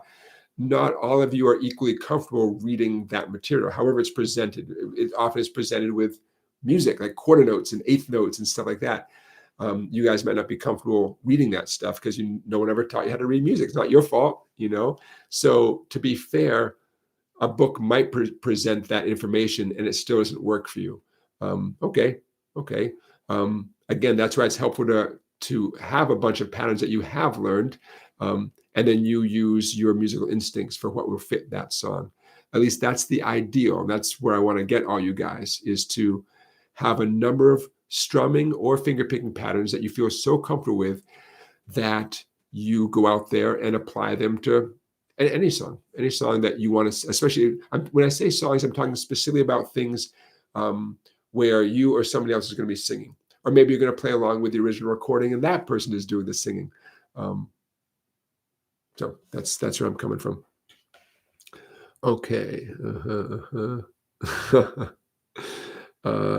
Yeah, vibrato and bending easier on electric. Yes. Yeah, easier electric guitar for sure. You can do it on acoustic, and there's no reason not to. Acoustic guitar, just be even more wear. I mean, anything you do on acoustic guitar, in general, it's more wear and tear on your fretting hand. So just listen to your body, pay attention. I mentioned a while back that a lot of my students who play acoustic guitar, they get an electric guitar eventually, and vice versa, because it's just so fun. And believe me, I've had students with killer electric guitars, and they still want an acoustic guitar sooner or later, because there's nothing like the warmth and sympathetic human kind of sound of an acoustic guitar, right? So.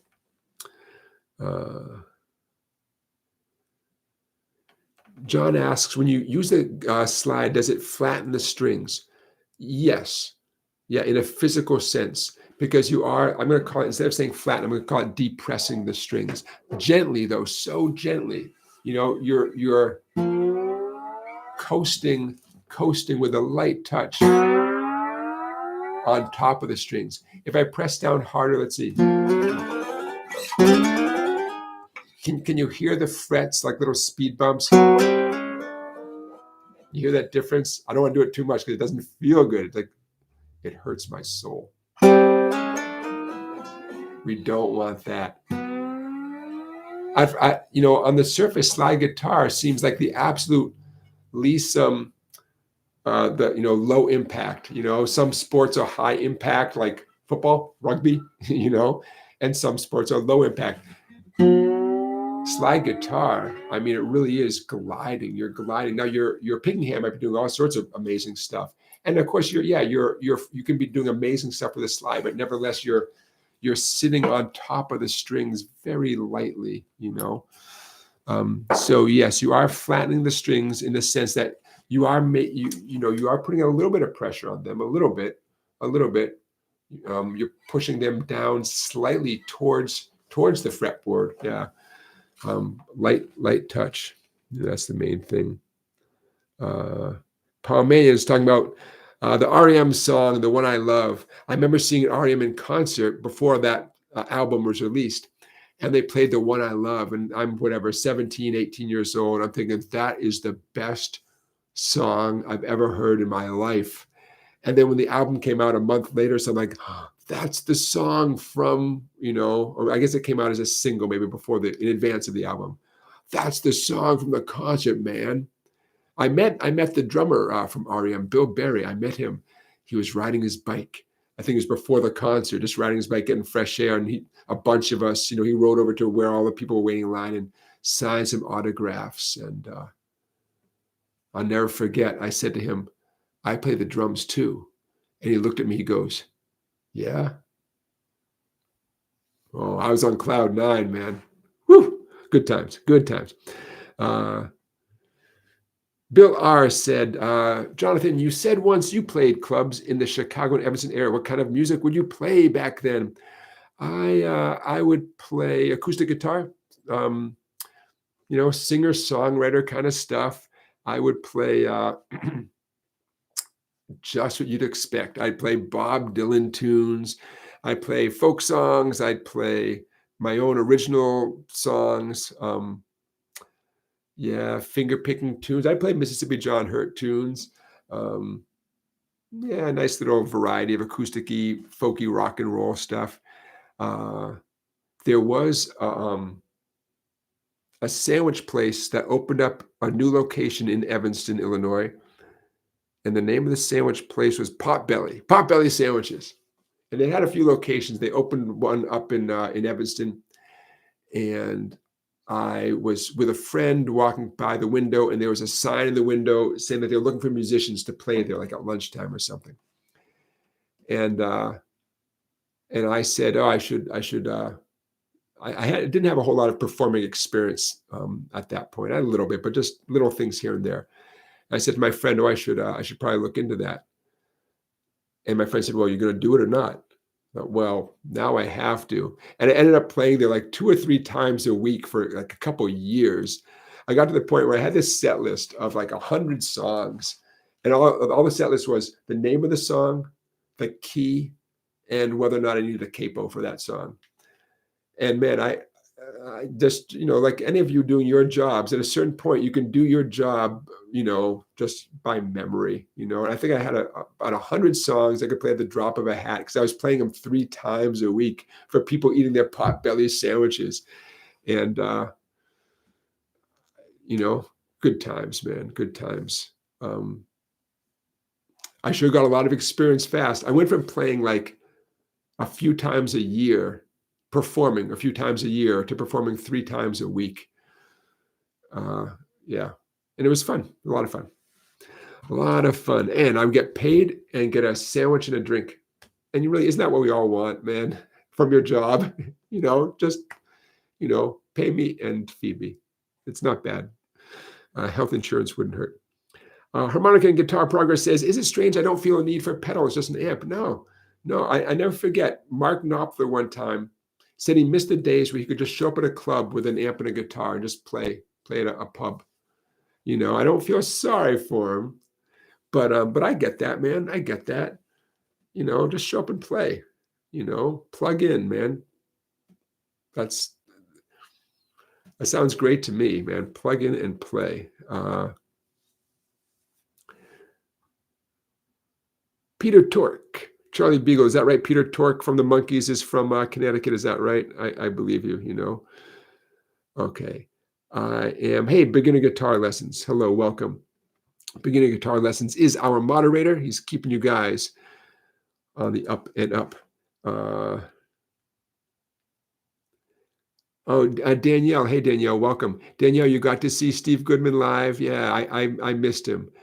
He had already passed by the time I started college in the Chicago area in 1987, and then stayed out there until 2002. So I was in the Chicago area in general for about 15 years.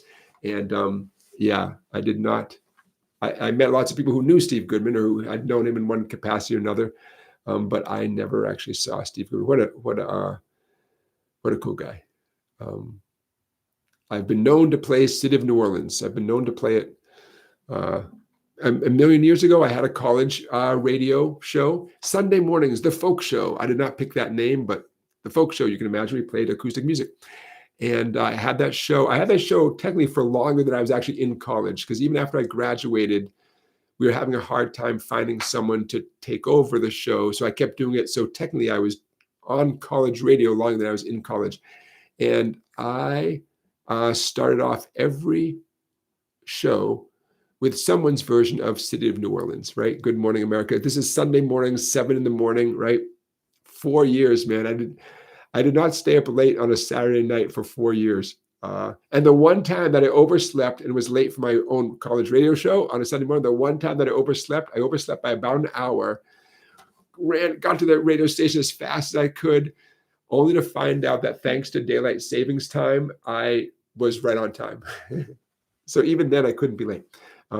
So bottom line is that's my connection with Steve Goodman. And the reason that song meant a lot to me is when I was a kid, back in the old days, back when we only had 13 colonies and there were only 3 channels on TV, where I grew up in Massachusetts, if you turn on the TV too early in the morning, you would just see the American flag and City of New Orleans.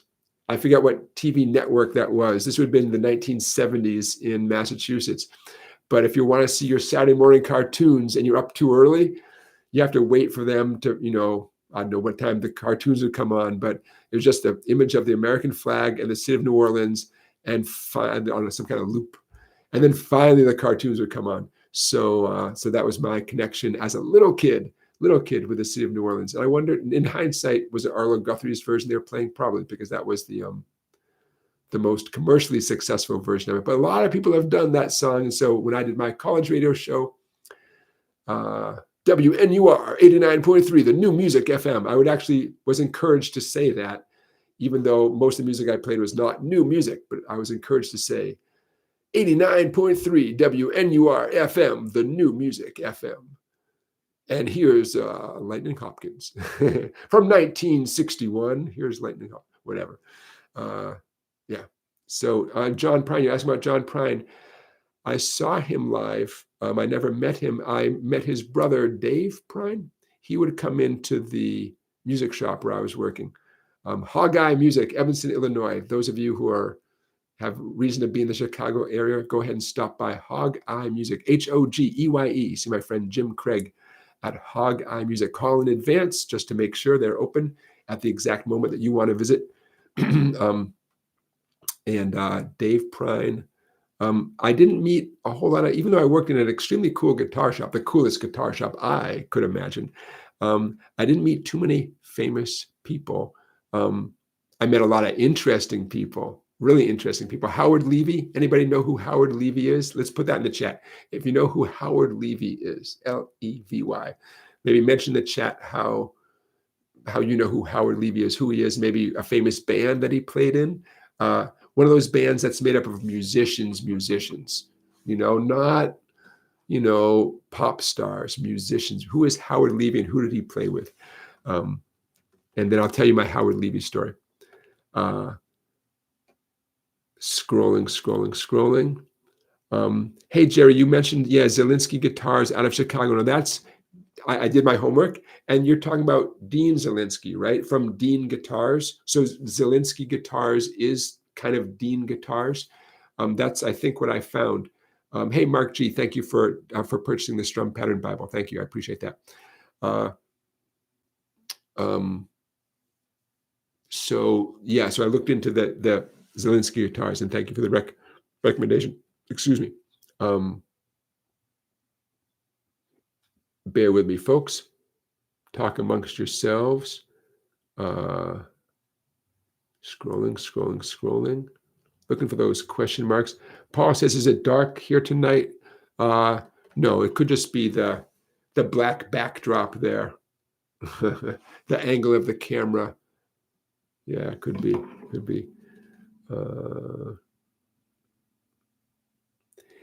Charlie Beagle asks, is an acoustic electric guitar kind of a compromise?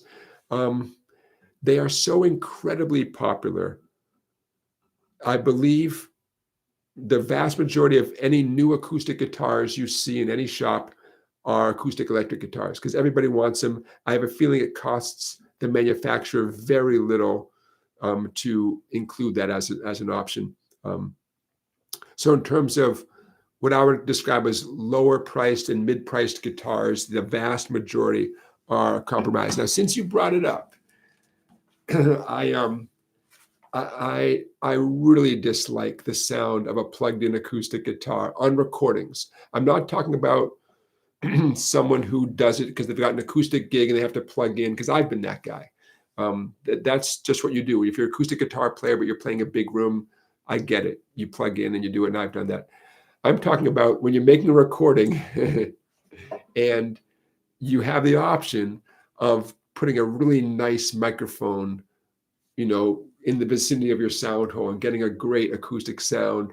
And instead someone chooses to get that weird hybrid compromise kind of sound where it sounds worse. It sounds like a bad, I don't know. I hate that sound. And I blame Dave Matthews. I'm sorry, Mr. Matthews. I'm sorry. Dave Matthews is a perfectly talented guy. Not my cup of tea, but a very talented guy who makes a lot of people happy to this day. I just dislike that acoustic guitar tone. And he made, as a guy teaching the guitar when Dave Matthews was becoming super famous, I felt the need to have an opinion about the tone. Oh God, I hate that tone so much. I was surrounded, because of the guitar shop I was working in, I was surrounded by a lot of really beautiful acoustic guitars, which each had their own personality,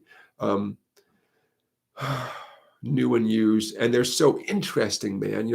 How a mahogany back and side guitar would sound different from a rosewood back and sides, and learning about the different shapes of acoustic guitars, orchestra models, triple O, double O, single O, dreadnought. So interesting. And then, God, to hear an instrument plugged in and just a crappy tone. Oh my God, I hate that sound so much. And yet, yes, I found myself using that tone because there I was playing my gig with an amplifier. And yeah, I had to suck it up and realize sometimes it's the right sound. I don't know. This has nothing to do with Dave Matthews. He's a talented guy, and his fans love him, and that's awesome. That's awesome. Why not? I wouldn't be surprised if, Dave Matthews' popularity and success had a profound effect on the guitar industry in terms of sales and inspiring people to pick up a guitar. And that's great. That's great. But man, I hate that sound so much. I don't know. Okay. Thanks for listening, everybody. Okay.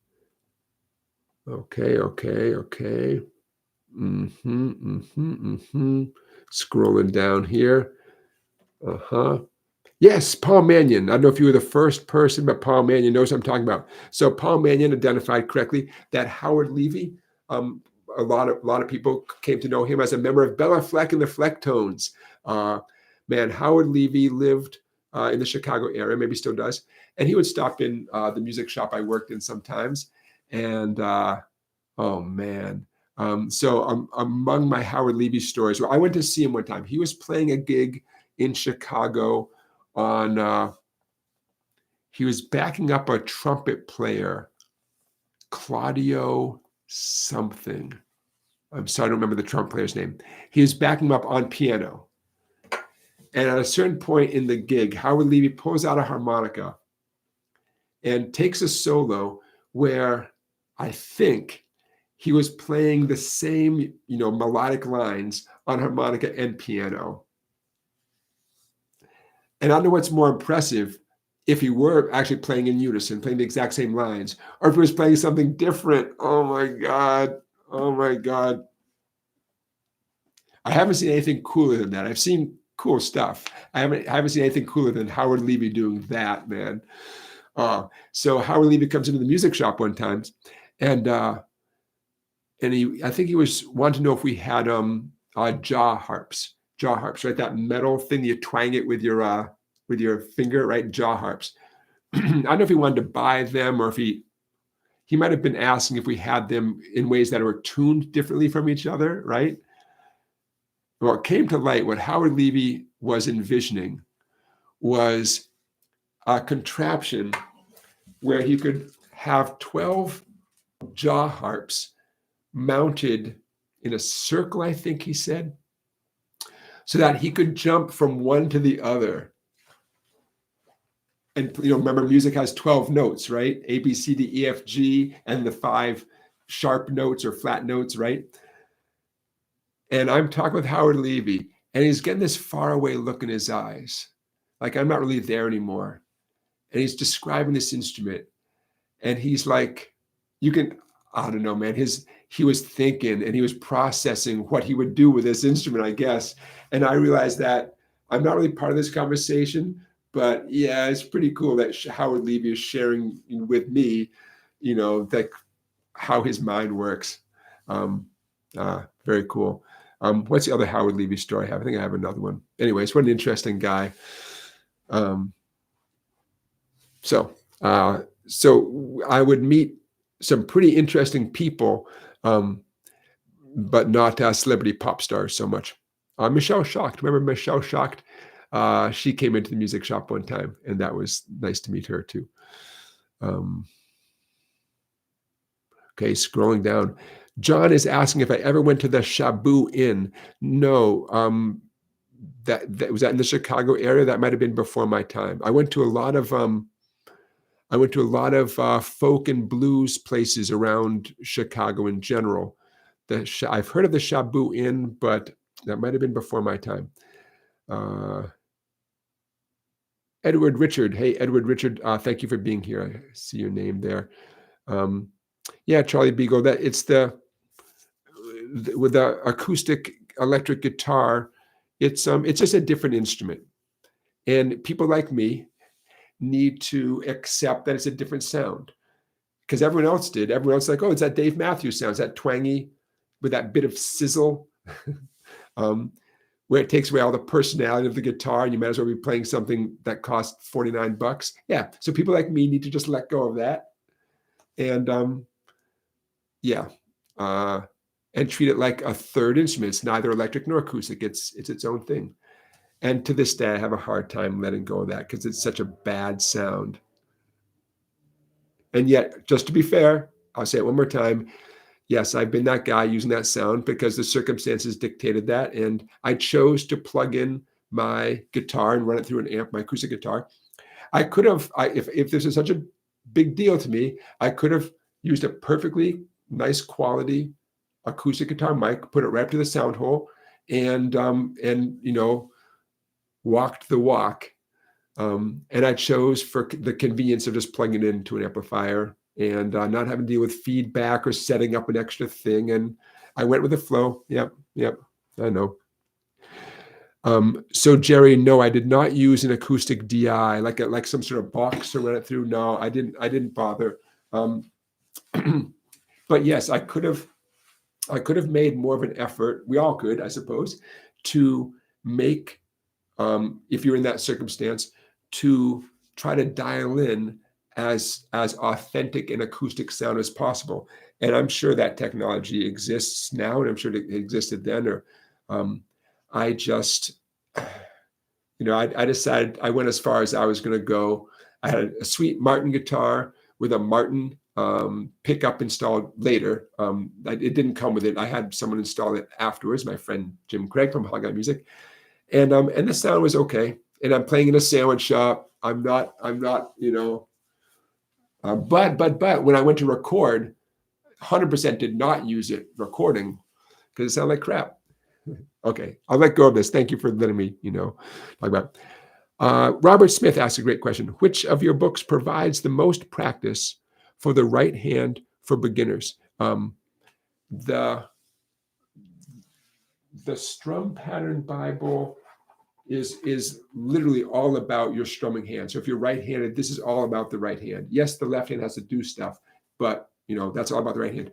But when you say beginners, I would not say this is a book for someone who just got the guitar yesterday. Eventually it'll be the right book, but not what I call beginners.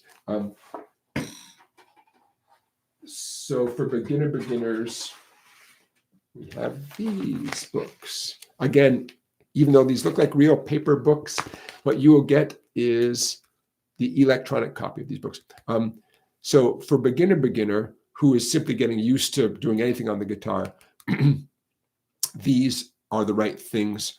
And you specifically said the most practice for the right hand for beginners. So yeah, all I can tell you is that was why I did this series here. Okay, there we go. That's cute, right? The guitar week 1, the guitar month 1, and the guitar year 1. Literally, you just got the guitar. What should you do for the first week, right? That's what I was thinking when I put this book. I mean, literally, it's how to hold the pick, how to read guitar tablature. Month 1, okay, now you have 30 days worth of stuff to think about. And year 1, stuff that, is important to learn during the first year. And a lot of it, you might even sound great doing it by the end of a year. I mean, that's reasonable, So, and I'll always say, if you're not sure which of these is right for you, just get the year 1. If stuff doesn't make sense, you can backtrack, So these are all available from my website, song-bike.com. Again, you won't get the hard copy. You will get the electronic version. But on the bright side, you can zoom it out so you can see it nice and big. I did make every effort to check this out, everybody. Can you see that's about as big as I could make the font. I'm really nearsighted. I'm super nearsighted. I have those Coke bottle glasses. That's me.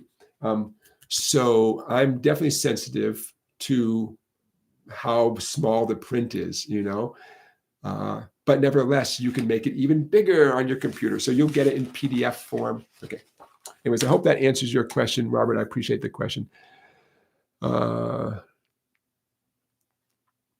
R. Shades.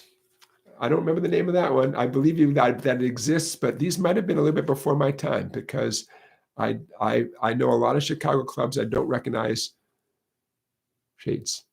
Are you sure I think you're talking about Connecticut places because the Shabu Inn, that's a Connecticut place, right?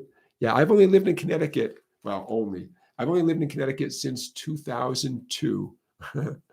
But I met my wife and got married and had my son very quickly and opened up my music shop very quickly. And I don't get out much, folks. I really don't get out much. Why do you think I'm so excited when I go visit a guitar store like upstate New York? That like, woo, I might as well be the moon. It's very exciting for me. So my point is, you'd be surprised. You'd be surprised how little I know about my own neck of the woods. Okay. Stephen asked, how big was the audience at the sandwich shop? Well, a bunch of people would go in to eat their sandwiches, and I was the background entertainment. It was not clear to me if anyone was coming to see me play, which is, it's fine. I got paid. I got a free sandwich. I learned that I liked, oh man, what did I have? A horseradish. Can you tell I'm a little bit hungry? I had never been brave enough to try horseradish before. And that was one of the options at this sandwich shop. And I'm like, yeah, okay, I'll try horseradish. Oh man, ooh, I like that a lot. So so the fact that people weren't really listening to me, that comes to the territory, man. I suppose I could have worked on my skills to like get the audience to listen, man. I played sitting down. Well, you play standing up, people are more likely. I mean, that's just like that's not even a trick. That's sort of like common show business. You do something standing up, people are going to pay more attention. Right now, I sat down. You know, I figured I was there doing a job. And so I'm glad you mentioned that because I'm going to make a weird leap here. And before I make a leap, in a moment after I drink a little water, I want to talk to you about all those child prodigies we see on YouTube, right? You know who I'm talking about. They make us crazy, right? Because they're so good and we're not. Okay, hold that thought.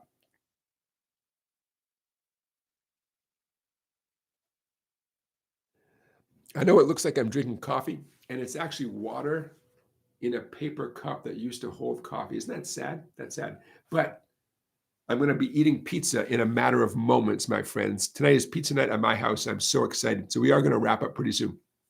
So don't cry for me, Argentina. Okay, so all those young people on YouTube who are better than we'll ever be, right? What do you do with that? How do you wrap your head around that? I don't know, but here's what I want you to keep in mind. Because I don't want any of us, including me, to be discouraged, depressed, by those wonderful, talented young people, who, how did they get that good? How many lessons could they possibly have had, right? At such a young age. I mean, literally, are they Mozart? I mean, that's what Mozart was, right? Mozart was doing all this incredible stuff at such a young age.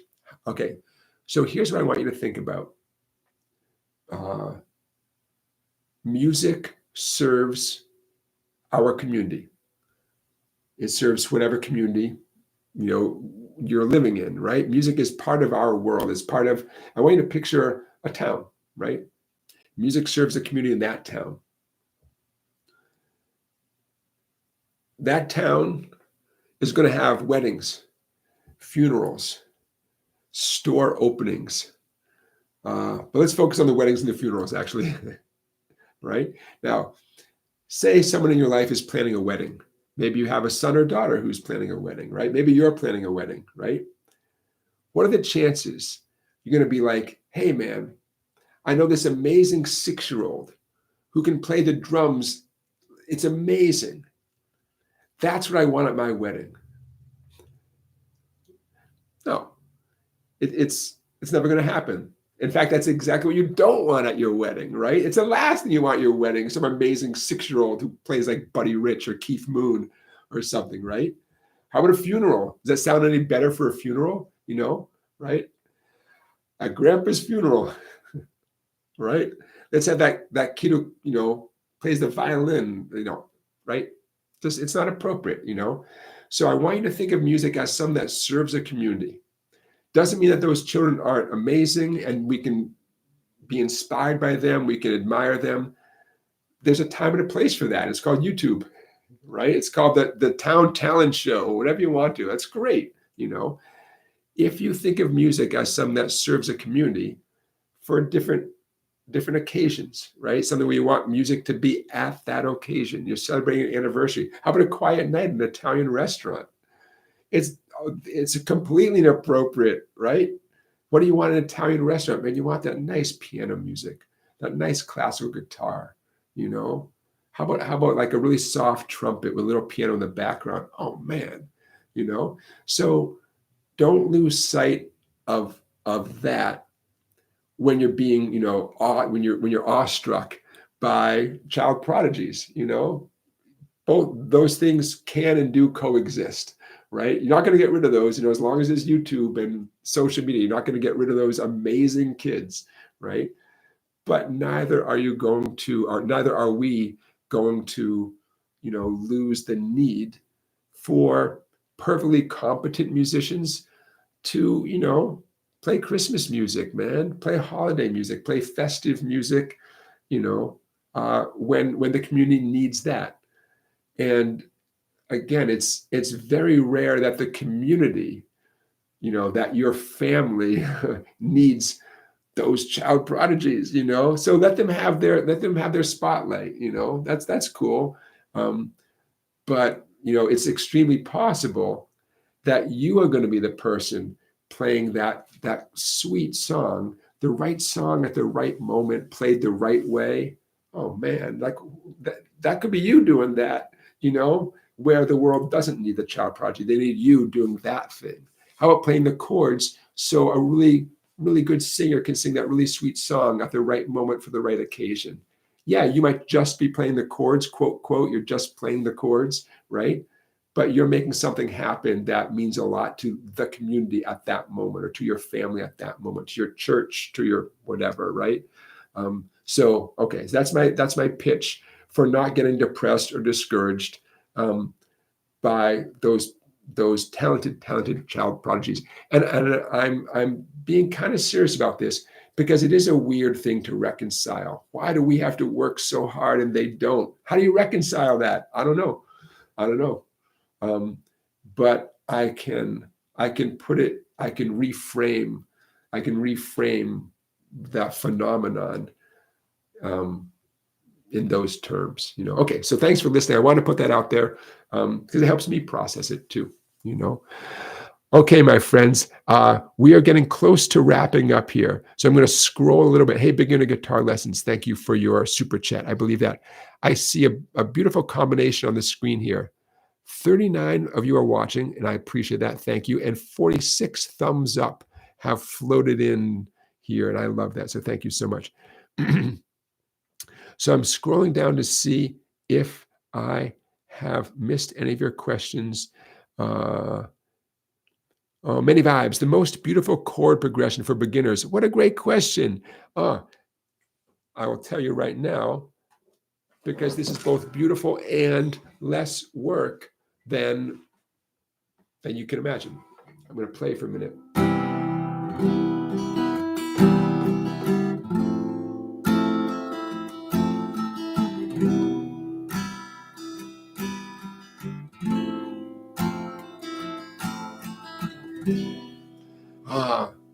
Two chords. Okay. C major 7 going to F major 7. C major 7, it's a C chord with no pointer finger. Strum everything but the fat 6th string. Okay.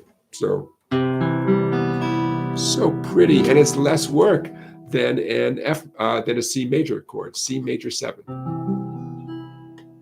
By the way, the 7 designation, your open B string, the one you were touching with your index finger, which now you are not touching, the open B string. B is the 7th note of a C major scale. So therefore this name is the C major 7. And F major 7. Let me click out of this thing here that popped up on my screen. Let me click out of this. I don't mean to hold you in suspense here. Okay, F major 7. An F chord, but you leave the skinny E string open. None of this barring with your index finger. Leave the skinny string open. I'm going to focus on the 4 skinny strings. F major 7. You call it an easy version of F. So C major 7 going to F major 7. And oh, you got to let me sing for a minute, because you know what song goes like this? J.J. Cale, Magnolia. Oh, I love this song so much. I love J.J. Cale, period.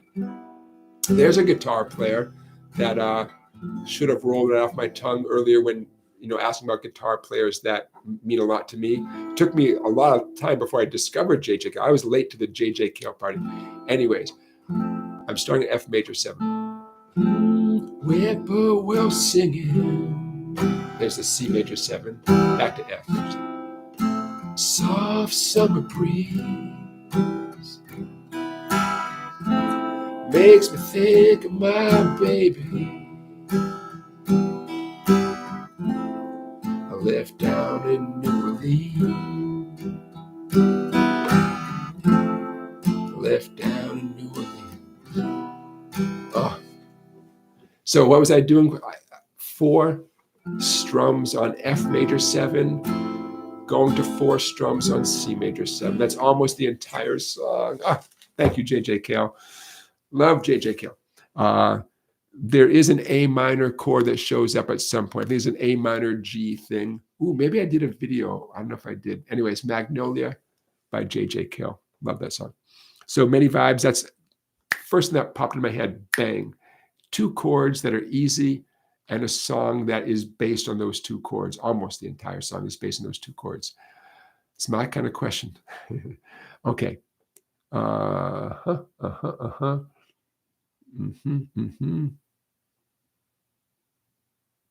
Oh, gotta say hi to my mom and dad. I see some people mentioning parents in here. Hi, Mom and Dad.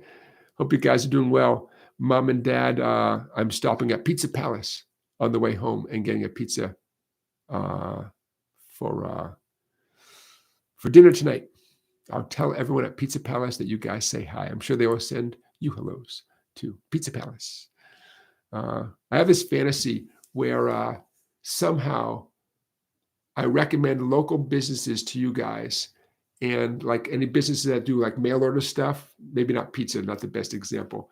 And you guys all throw them some business and life is good. We got some good food in my neck of the woods, man. Some good food. Okay. Scrolling down. We'll be wrapping up soon, everybody, I promise.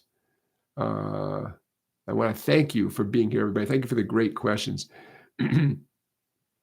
Beginner guitar, are you asking me a question? Beginner guitar? I see those question marks.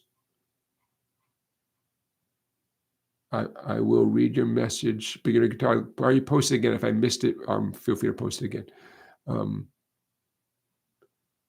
Space Oddity, Paul Manion, Space Oddity has a couple of cool chords as well. Oh, hold on. I have it on authority from the Strum Pattern Bible that Space Oddity by David Bowie is based on, wait for it, that F major 7 chord going to an E minor chord. Space Oddity, remember that's the ground control, the major tom. Let's see.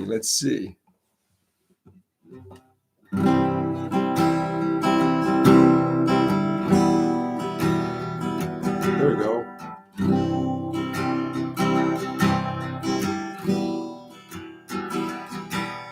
Yeah, those are another way to use an F major 7 with a different chord, E minor, but also beautiful. Okay, beginning guitar. I'm scrolling up to your super chat. Talking about the Proud Mary Challenge. Yeah. Thank you for the reminder. Beginner guitar is reminding me to remind you that I posted a video I liked a lot this week. It was fun making it. It was major chords on the 3 treble strings. There we go. On the 3 treble strings up and down the neck. And I chose a D major chord. And I showed you D major chords all up and down the neck, specifically staying on the 3 treble strings. And one reason I chose the D chord was because the song Proud Mary stays on the D chord for a long time while John Fogerty kicks off the tune, kicks off the verse. And I thought, oh, okay, well, since that's an example of a song with 1 major chord for a long time, and I have on my agenda, I have the desire to show you guys how to play the same major chord, in this case, the D major chord, with different configurations up and down the neck. I thought, let's combine those 2 things. Let's combine the song Proud Mary with this skill. That's a pretty cool skill. So yeah, please check out my recent video called the Proud Mary Challenge. And you can get a PDF that accompanies that video by heading over to my website, song-bike.com. You have to become a member of the website, but then you get access to all sorts of PDFs and videos that you cannot find on YouTube. Okay. I'm still scrolling a little bit here. I know it's about time to wrap up. I hear the pizza calling. Hey,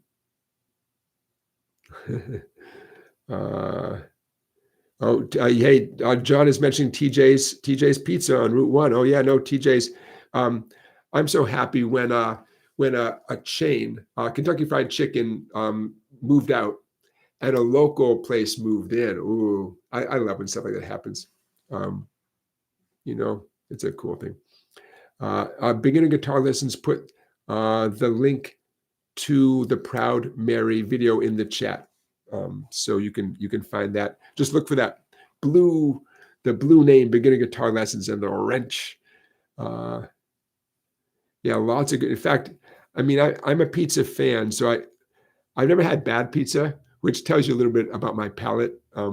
But man, there's a lot of good pizza in this town, man. Let alone in the state of Connecticut. Music fan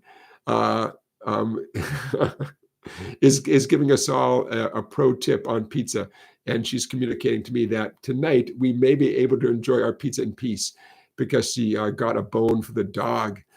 Our dog likes pizza possibly more than I do, and yeah, he's gonna tear through that bone and be right on the sofa waiting for that pizza. But all you can do is try. Well, listen, my idea was to eat out tonight, and that would have solved the problem. But yeah, I know. Well, thanks for getting the dog a bone. We'll see what happens.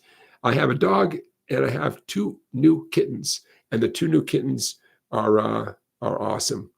And I think they're getting a taste for pizza as well. They're ready for anything. They'll give anything a try. Orange juice, the cat's sticking her nose in my orange juice. I'm thinking, really? I don't know.